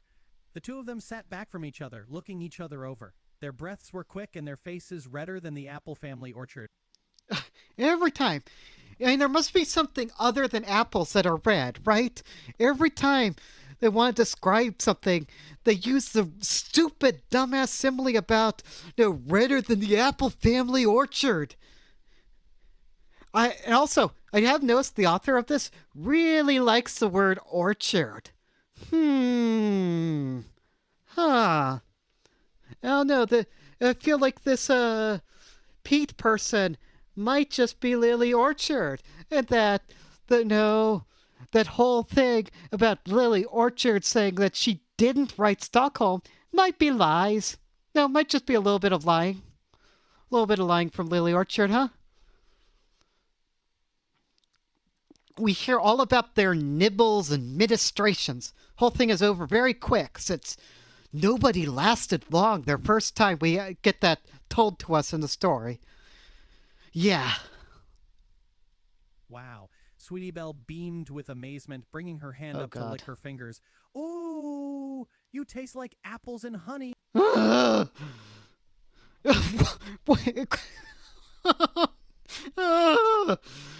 the fuck? And apparently the fluids of the apple-themed pony actually taste like apples. Apparently, Swordlight said that girls really do come in all different flavors. Excuse me while I vomit. And then we find out it's not over. The Sweetie Belle apparently tastes like vanilla and peppermint. These are things I never wanted to know. Why are we getting this? This story is gonna kill me in Minecraft lava. Sweetie Belle giggled and snuggled her. You did so great. That felt even better than that vibrator I found in Rarity's drawer. No! These wacky younger siblings, am I right? Guys, it gets worse because of course it fucking does. Of course it does. Hey, speaking of which, how did you find out you were gay? She asked. An embarrassed blush came to Sweetie Belle's cheeks. Promise you won't laugh? I promise, Apple Bloom smiled, kissing her cheek. Well, it was two things. One time, I was at Rarity's for the weekend. We were going to play some board games together, and I was waiting for her downstairs. She was taking forever, so I went upstairs to find her.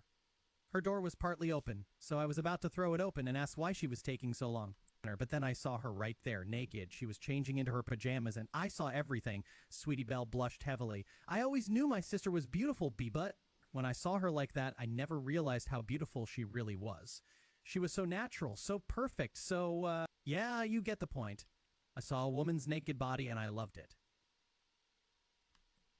I hate it. This story. So yes, we get the incest stuff again, the sibling stuff. Keldosh, I'm now botting your stream. It's fine. I actually like having the views, like actually having viewers for a change. Tell them about this shit. Know how fucked up this is and how wild and crazy my reactions are to it, because I gotta do something with this shit. I mean, again, allegedly. So the author of this fic might have some untoward feelings towards a sister. Either way, it's still super fucked up that this is in the story. But, I mean, those wacky younger siblings, am I right? She mentioned there were like two things that turned her gay, right? It was seeing her sister naked. The other thing was stealing her sister's porn magazines. So, in case you wanted to know. Did you ever want Tito? Apple Bloom asked. Well, I don't know. I mean, she's older than me and it's illegal. So I just kind of kept it to myself. Sweetie Belle squirmed a bit. Yeah, Keldos, use it, and me too. Like, Wolf is right. Like, screw this shit. Here's a classic. This fanfic I would. The only thing stopping me from doing the really disgusting pedophilia and incest is the law. Oh, if only there were no cops, says Lily Orchard. Allegedly. We got another red flag. We just got it there. My God. Good heavens. You know, after I'm done with this, I am never reading this fanfic again. It can burn in the lowest pit, the bottom circle, the very depths of Tartarus itself, okay? Because this is evil. Like, if you ever want to know what, like, physical manifestation of evil, written evil was, it is this fanfiction. That's absolutely true. I'm not even exaggerating here. Like, that's, like, the actual, honest to God, whole fucking truth, okay?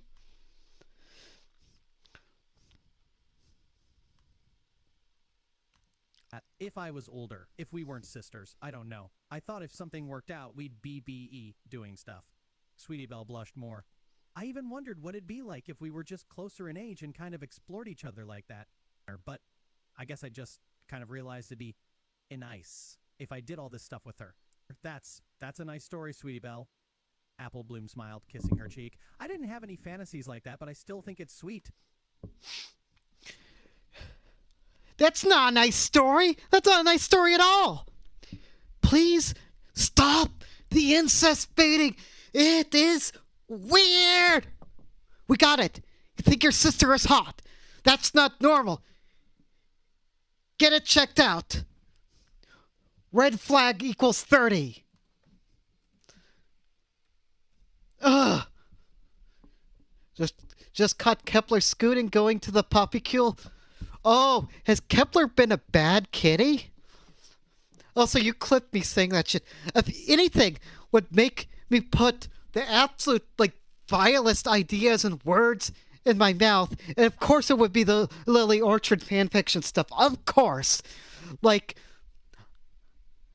where as soon as I'm doing, like, I'm gonna do, like, J.D. Vance, like the Tom Krappus stuff later. Like, that stuff is crazy. That stuff's wild and vile in its own ways, but it's not gonna break me the way, like, this does. I guarantee it. Like, I'll be honest, I'll take 10 of the Dipper Goes to Talking Bell. The fucking story where the kids from Gravity Pines, like, piss and vomit themselves to death, and there's cannibalism and all sorts of and necrophilia and all sorts of fucked up stuff. I would prefer that over this, honestly. Like 10 of those over one Stockholm.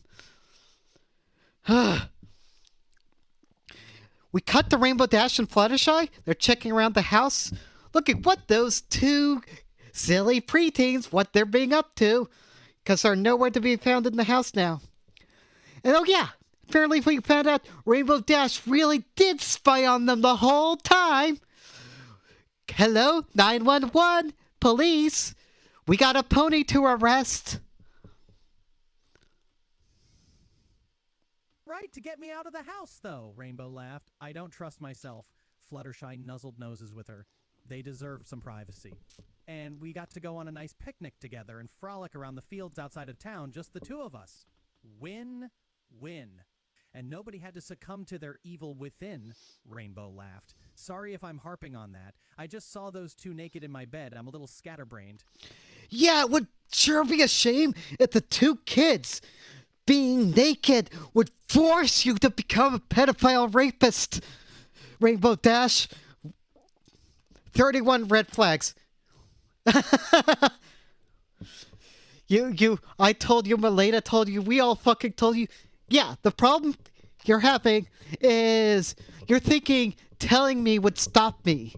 You're thinking that I wouldn't do it of my own volition because I gotta smell the shit. I gotta touch the stove, see how bad it actually is, and let everybody else know for the sake of God. For the sake of God, Montresor, okay? For the sake of God, Montresor. Oh, I could be reading some Edgar Allan Poe right now. That would be great. Rainbow Dash turns on her television, gets some sort of entertainment that doesn't involve being a pedophile.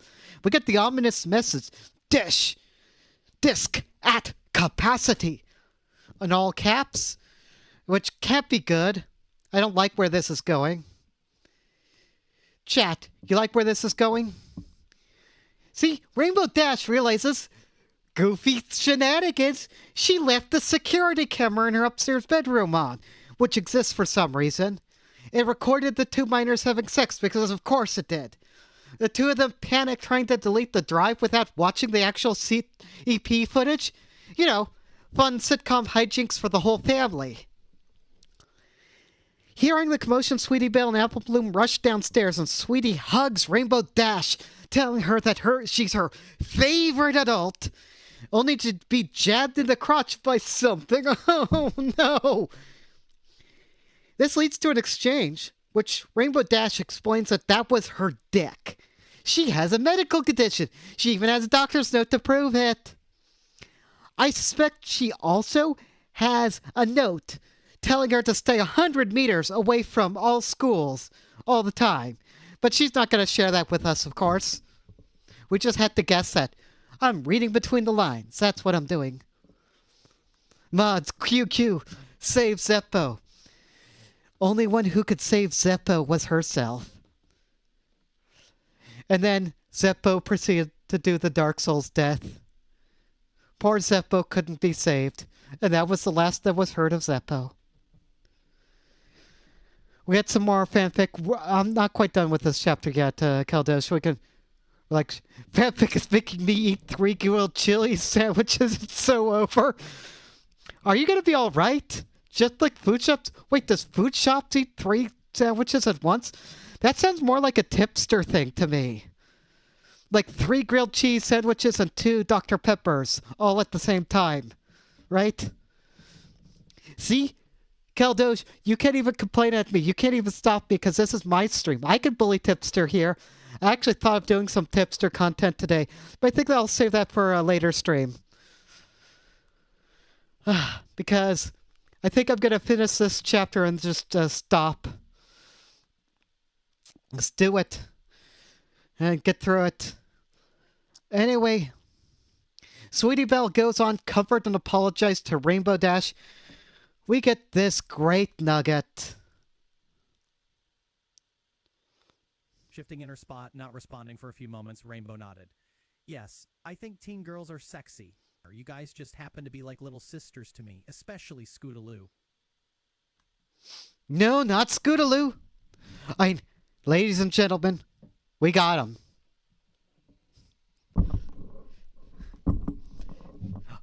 You were calling...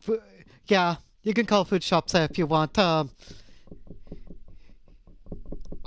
could have had food shops voice, like food shops deep fake voice. Read this. Read out that sentence. I told you, right? There's a reason I am not reading out these excerpts in my voice. Because then you would clip and ship that shit. I'm not going to say those words that were just said. They were certainly words that were just said.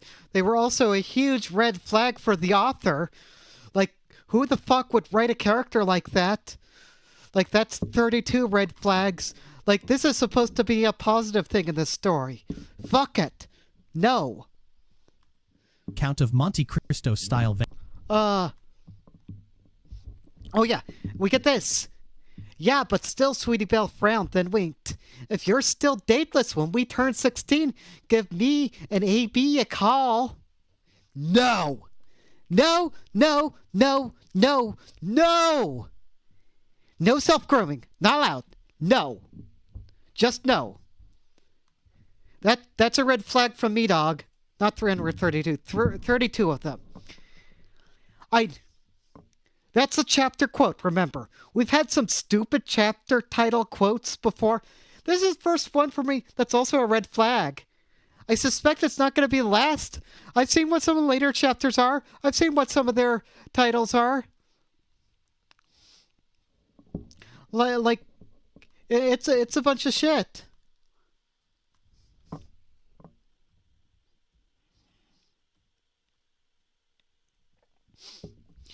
she leaves a note on the pillow, says, "Dear Rainbow Dash, I'm sorry about the mess we made in the kitchen, all the other stuff as well, but tonight was really special for me and Apple Bloom, and I appreciate you letting us have somewhere safe to enjoy our first time together. I'm also grateful you told me about your secrets. I won't tell anyone, not even AB. I hope we didn't cause too much trouble, but in case we did, I hope this makes up for it." And she leaves her underwear there. Great. And then, just because it's not cursed enough, Rainbow Dash picks up the underwear and saves them in her collection of children's underwear and says, "Thanks, kiddo, you really do live up to your name." Sniffing it, putting it in the drawer, like she really is a sweetie belle. They smell sweet. And that's the end of the chapter, and that's the end of my brain. Okay. There we are. That's not what I said to Femios. What did I say? That I'm not gonna ever do tipster content again? Did I say that? I don't know. It's actually what I have. It's like I have some like Boblax clips. So it'd be me making fun of both Boblax and Tipster. I both get along. I go along with both of those people. I can tease who I want. If you want, I can make fun of you, Keldoge. We could do a stream like that. How about that? Where I just make fun of you the whole time, okay? We could do that stream. Would that be better? You just got to the end of the chapter? Yeah, it's that fucked up. All this shit is fucked up. My life is fucked up. My brain is fucked up. This is why she's asking Poppy to groom her. Oh, she could do that. It's jokes. No, we'd be one for the Poppy Cule. No, I'll go do the Lily Cule. I feel like I'm already getting Lily Orchard groomed by reading this shit. Like, it's something. Like, this is the actual Necronomicon. This is the actual, like, King and Yellow. Like, you read this, and no, your sanity meter goes down to 0, and you lose the game. That's Stockholm. It's sanity meter go down to 0. Also, you like my cute little mushroom? Like, you know what this is from? You're a real one. Because then you're one of my kiddos. Because those were the dumb freeware, freemium RPGs we had back in the day. Nope, QQ, red flag thrown out. You're going to be like, QQ, come and save Zeppo. Zeppo's talking shit. Stop, Zeppo. Well, Keldoge, are you enjoying this? Are you enjoying this content? Did you enjoy those chapters? Do you see why I was hesitating to cover those ones? And I'm like, nah, fuck this shit. Like, we're even halfway through the fanfic, by the way. There's 24 chapters? How do you know Femios was joking? How do you know I'm joking when I'm doing all these responses to this? Maybe I actually secretly really love the stuff that goes on in this story, and that's why I'm reading it. That's why I'm talking about. How do you know that that's not true? Huh? He needs to save you from yourself. Yeah. I don't... No, he doesn't need to do that because that is like a Dark Souls boss fight. Like, that's an impossible challenge. There's no way to win that. There's no saving me from myself. I was cursed to begin with. I lived in the cursed. I have seen the depths of hell. I've seen the depths of despair. I know what this fucking shit is. Like, I showed you, like, the Bren Daniel, like, reading out, like, Dipper Goes to Taco Bell. I have seen some of the messed up Harry Potter fan fiction that people made back in the day. there's some bad stuff out there. That's all I'm going to say. And I want to vent about it because what you just said there, yeah, I got to say all the things. I'm just filling up time a little bit. I can pull up my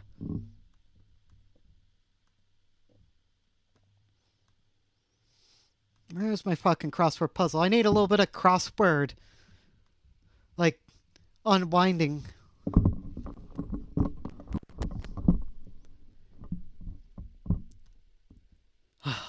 Crosswords never hurt anybody. This is true.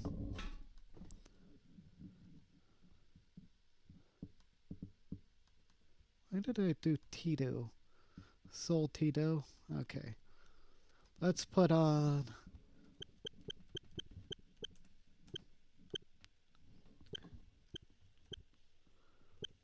Explore... to OST. There we go.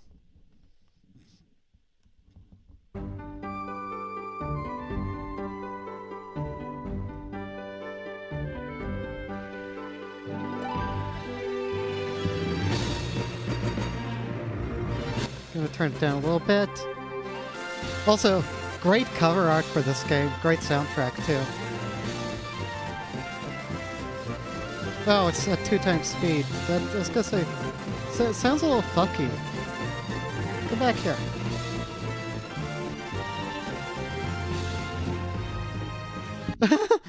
That's like the Nightcore version.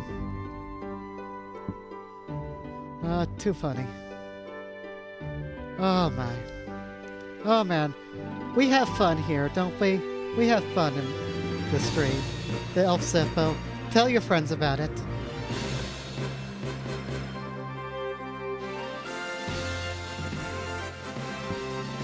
I'm not trying to bully too hard. You can bully me. It's fine. I can take it. I'm strong like that. It's nothing I haven't heard before.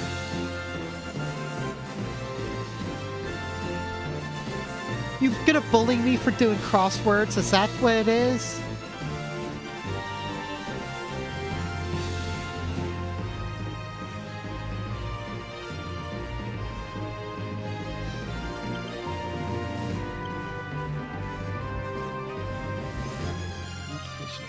Oh, clinic. It's a medical clinic.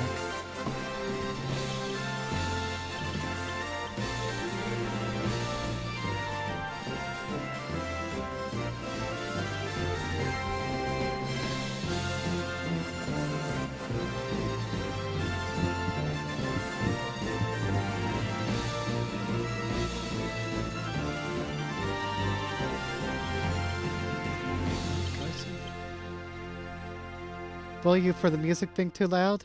Is it still too loud? I did turn it down. We could turn it down some more, that's fine. Sorry, my mistake, and people like, oh, how could you be an audio person and have terrible audio? I actually wasn't checking my meters. Always check your meters. Because, I usually have like a desktop audio down to like minus 20 dBs, and it was like at minus 10 there, so like I keep the voice at minus 10 so it come over the music. Actually focus on my crossword now.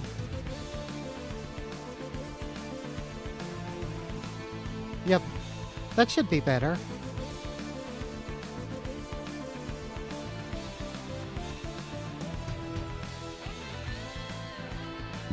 What is black cuckoo? Good birds, but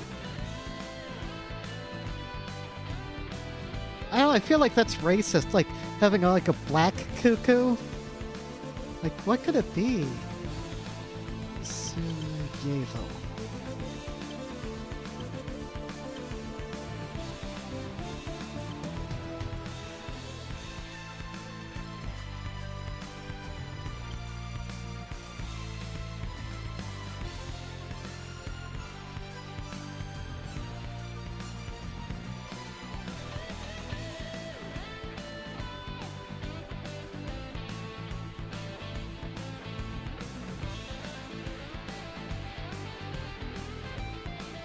so good.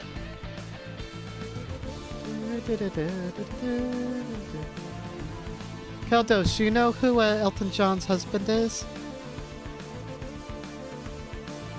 Ask King Shadow. Does he know? Does King Shadow know who Elton John's husband is? Yeah, you're talking about disgusting black creatures. I got that, but...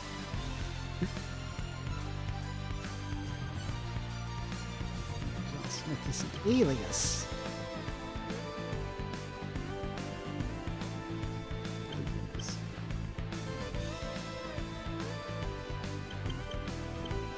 Athena.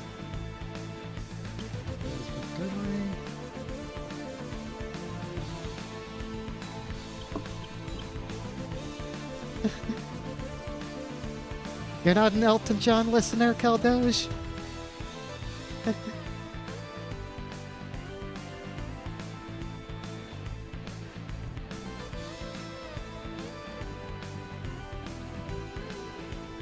Also, did you look at stream title? I think you saying it had like Famios and Tipster in it. Okay, let me see.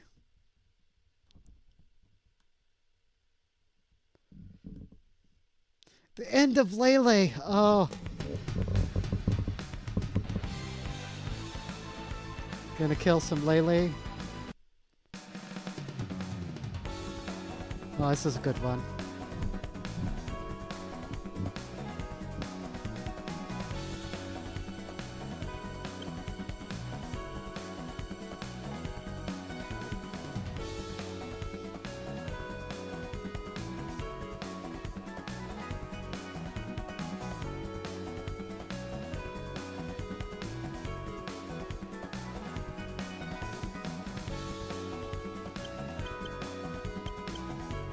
Like this puzzle, hopefully, is solvable. I don't know. These Rural Regal ones are pretty difficult, though.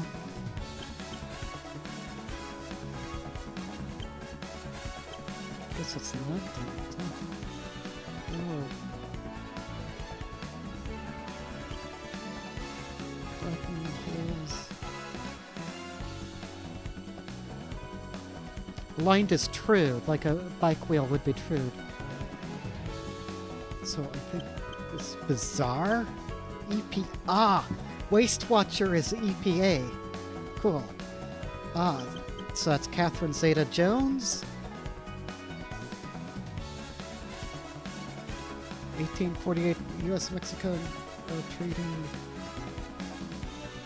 Mexican-American War. Ah, Baja, I guess. Ah, Delicite is a jet. I was thinking it was a SST, like a Concorde. Oh, Keldosh, that one's for you. Like the airport, it's an airplane clue. It's not a good one, but...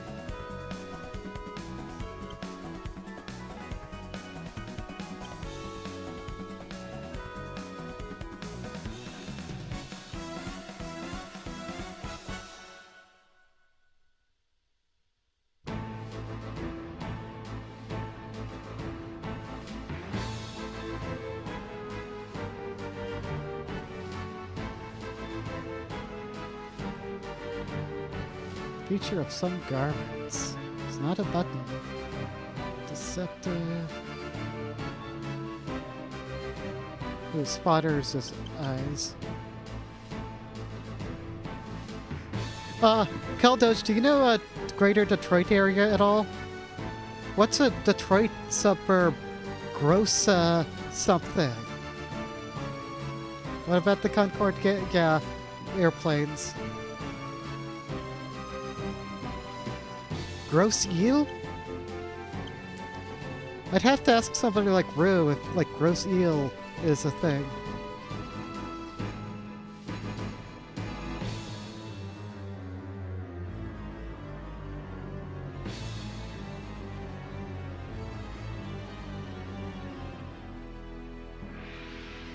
But... Buttons Holiday or something?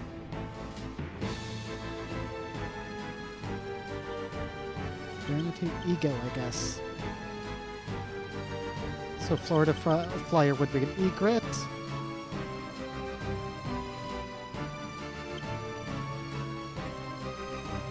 Is it accident related?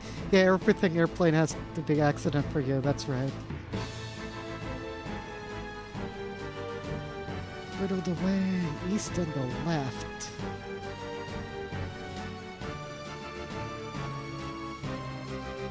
Leaf loving, Aussie is a koala.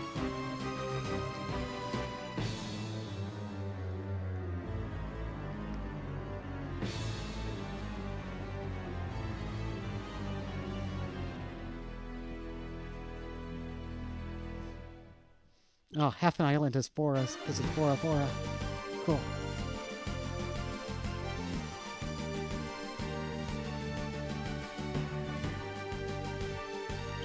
Oh. So it's a girl. And that's Ito. They sure love Judge Ito for all the O.J. Simpson trial stuff. How do people even do crosswords? It's got a learning curve, like Dark Souls. I would say, no, Merle Regal crosswords are the Dark Souls of word puzzles. To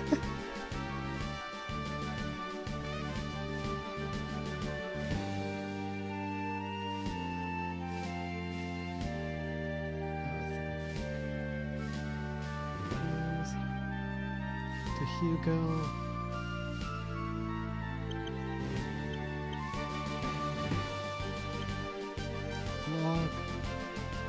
Thrash?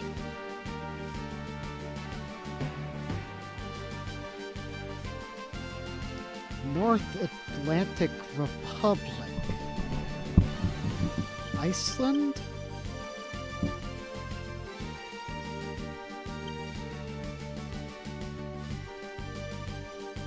Oop.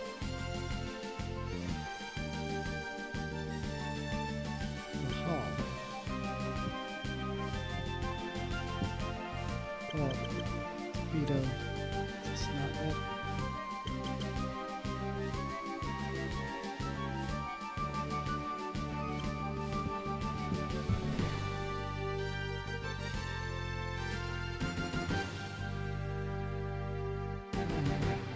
Major letters. Originated copy. Ireland. Oh no, it's Iceland.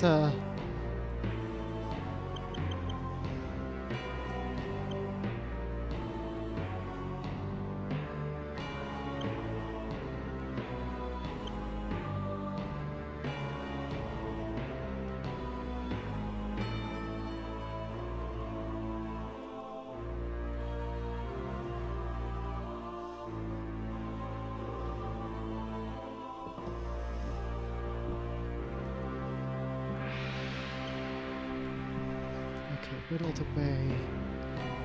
Ah, eroded.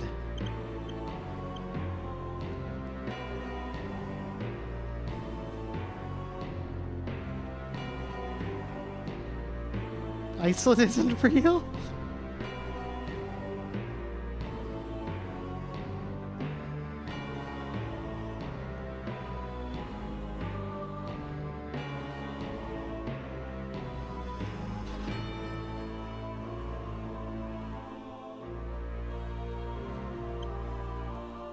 Richard Agar, okay.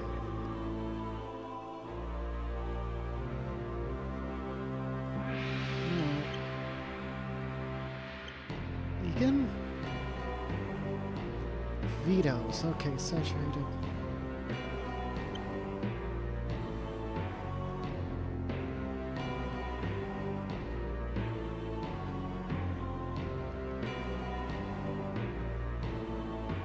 Best place in Idaho to find garment parts. Huh. Is this something to do with potatoes?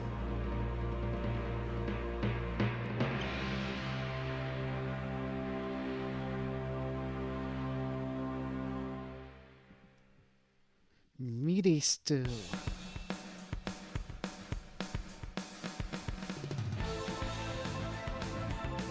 Great Dane greetings. Young suitor. Oh, cats are chasing the ball around the kitchen. It's very cute. You know what Tippy, the tipster kitten, has been doing that's so cute? She'll climb up her cat tree, like all the way to the top, and then stand up on her hind legs and bat at the air with the front paws. It's really cute.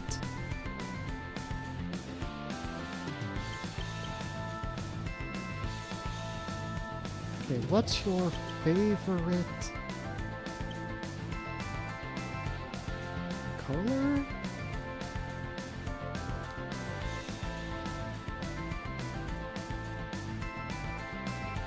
Great Dane's greeting is woofs.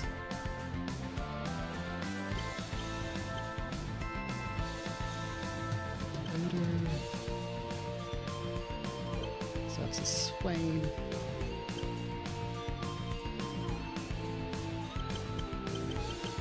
Dahlia. Pepe does it. Oh, they really are sisters. Aww.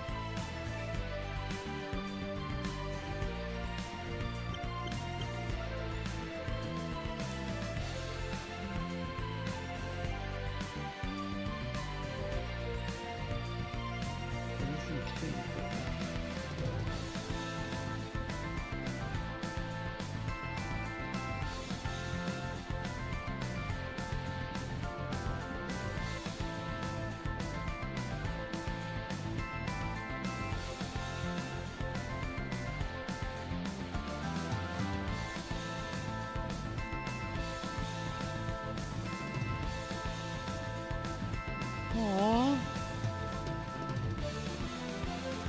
Tippy's gotten pretty big. Famed frontier scout with an H. Huh.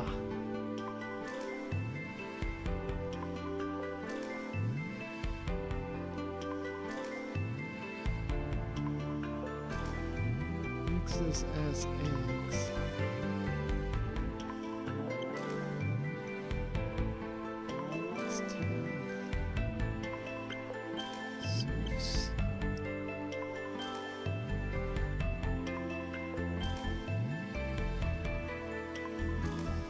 TBS. But I play one on TV. Oh. I'm not a doctor, but I play one on TV. Buddy is huge. Yeah, he's a boy. I know. Boy bodies. Boy hormones. Aw.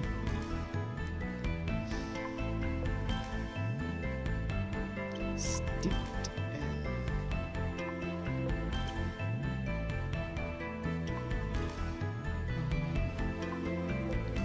So Pocatello. My eyes are going crazy. Oh, passing sentences are obituaries. Oh, wow, man.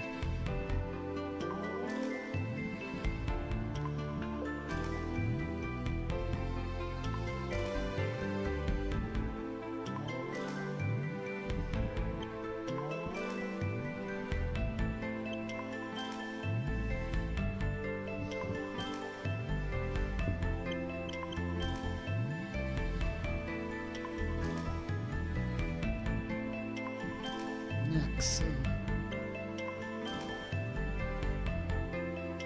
Oh, it's Wild Bill Hickok? Oh. Oh, Vegas VIP's Paul Anka. Oh.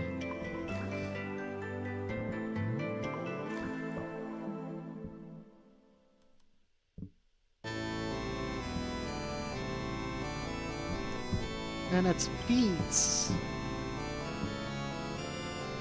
Okay.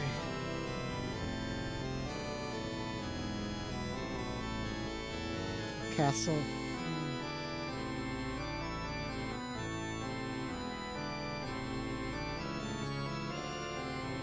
Beantown.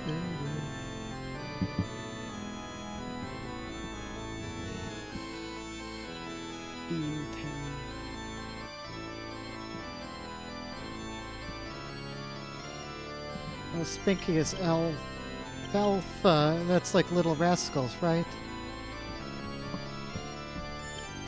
Button heads all day. Huh. So, a fastener company employer sees button heads all day. Oh, east and the left coast. Oh.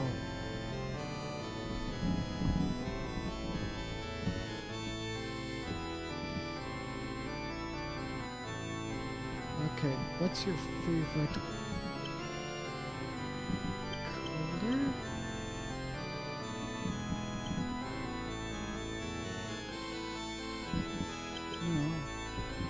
Oh, what's your favorite color?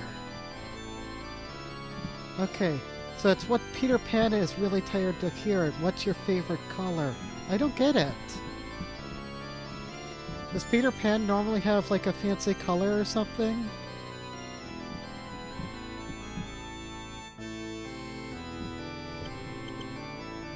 Look of lust is a leer.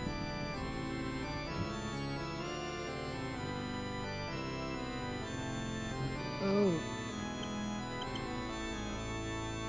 Yeah, Mrs. McPherson is Amy Semple McPherson.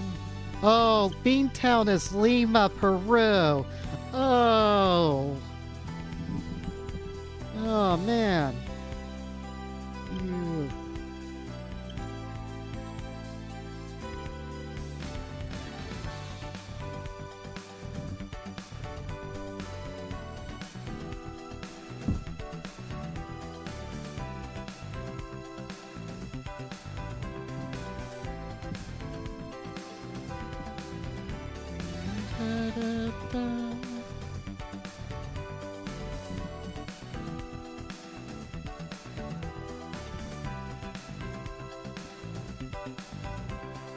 Very much is a lot.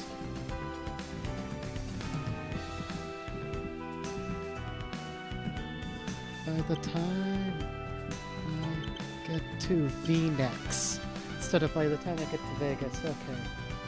Well, so a song about searching for sweaters is by the time I get to V-Nex. I bet that would be President Sunday's favorite song. He likes his cardigans and sweaters.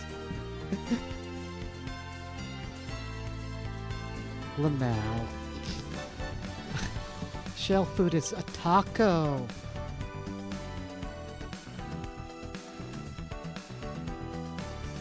I see on. And best place in Idaho to find garment parts is Pocatello. I used to have a cousin who lived in Pocatello, Idaho. Huh.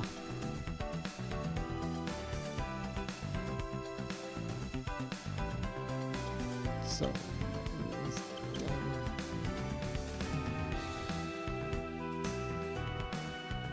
man of letters. Okay. We're getting somewhere.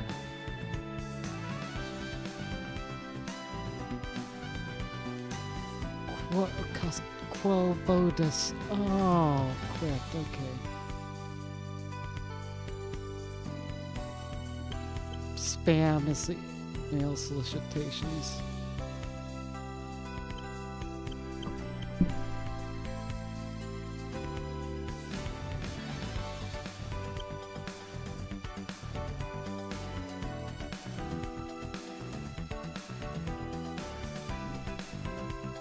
Squad's concern.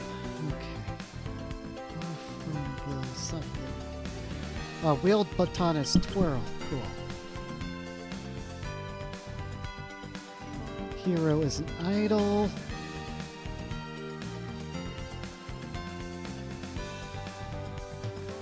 Queenman's talking about Kelly Jean. Oh, that's great. I just want to finish my crossword. That's all I really want.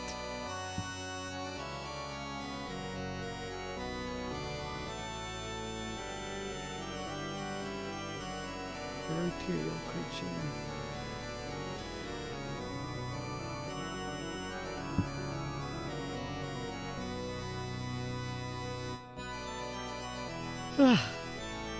Yeah, it's been quite a week, hasn't it? It's been quite a week for me. So, but I wanted to get if I don't do like stream and like actually cover this, then I'll just keep putting it off and like Like, I can only so much, it's only so much time that I can, like, spend off, like, just because, like, my body is killing me and I'm, like, in absolute agony. But, like, I'm good today.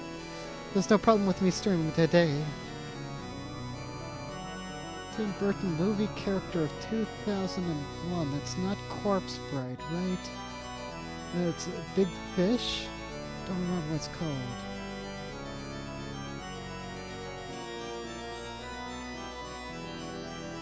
Tech-heavy listing. Oh, NASDAQ. Oh, NBA legend to friends is Shaq. Good for Shaquille O'Neal.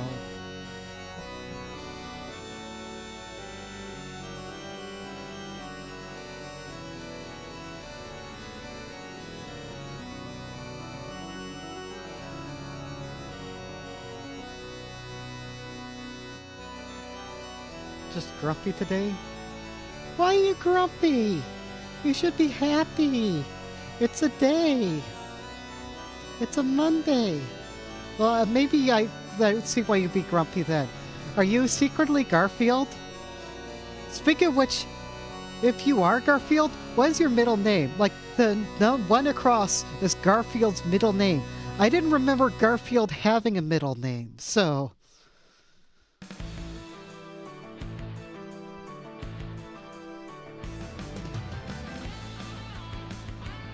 I don't remember Garfield having a last name, either, for that matter. Unless we're talking about, like, President Garfield or something. Like, Garfield the cat usually just has the one name. You're a dog person, first of all. You could be a dog version of Garfield.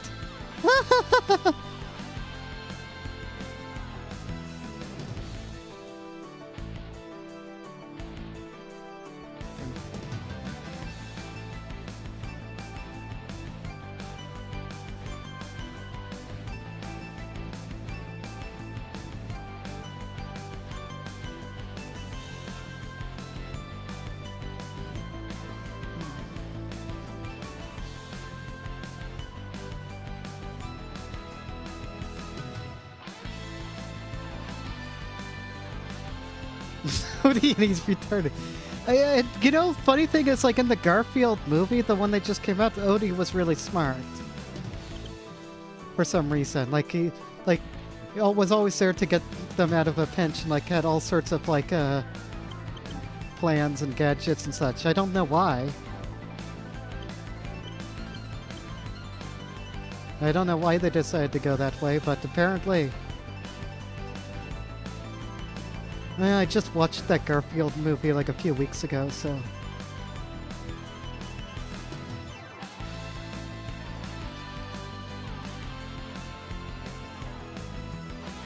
Patti LaBelle instead of Patti LaBelle. Okay.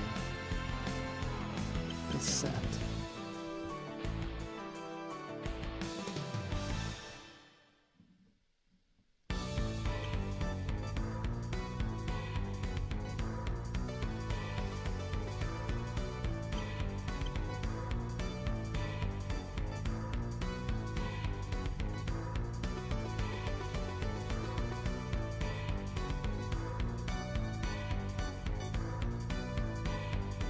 Squad.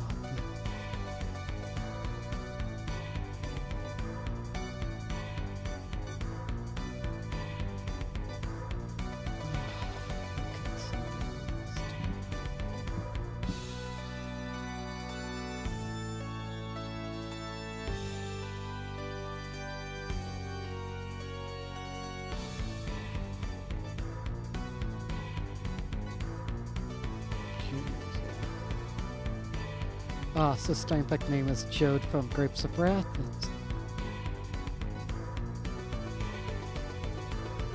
Roma.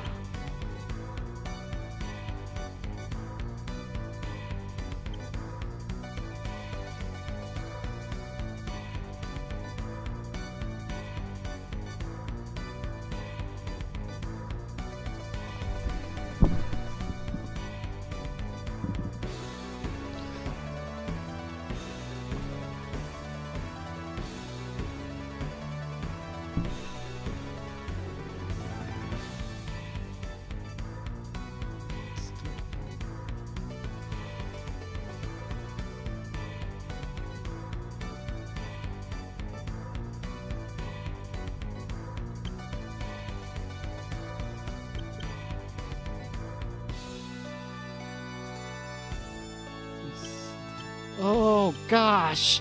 Oh man, I just got it. So garment parts trafficking is the sleeve trade.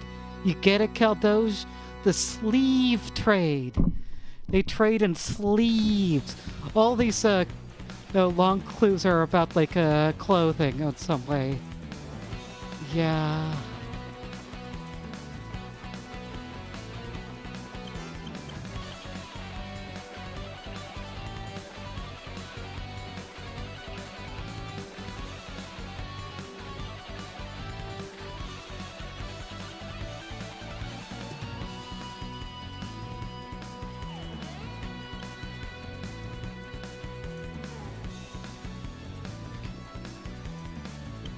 Box.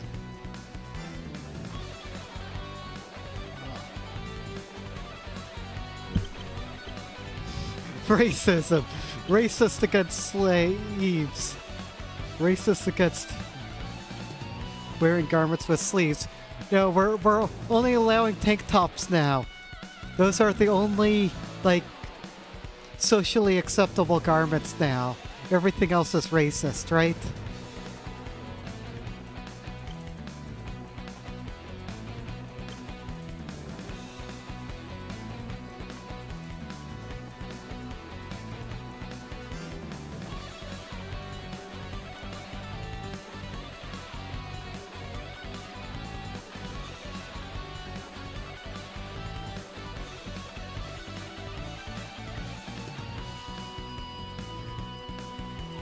Who are you gonna get?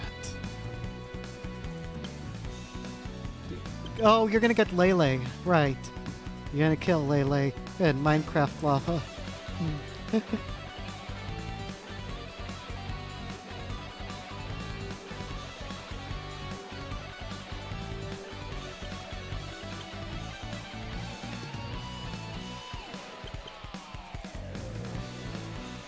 Arizona State University.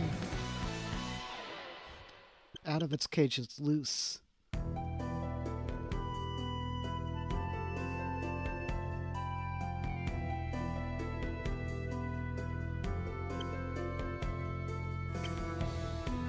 Mods!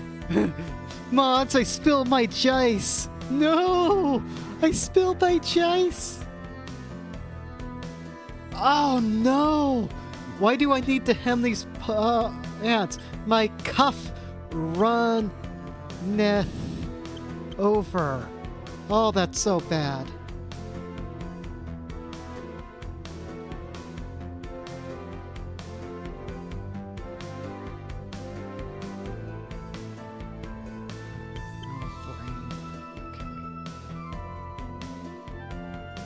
Of Arabians, perhaps is equine.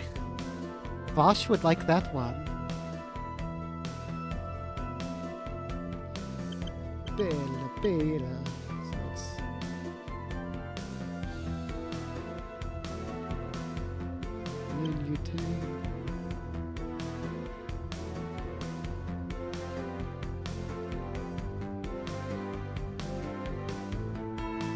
Equips ape. Oh, it's Planet of the Apes.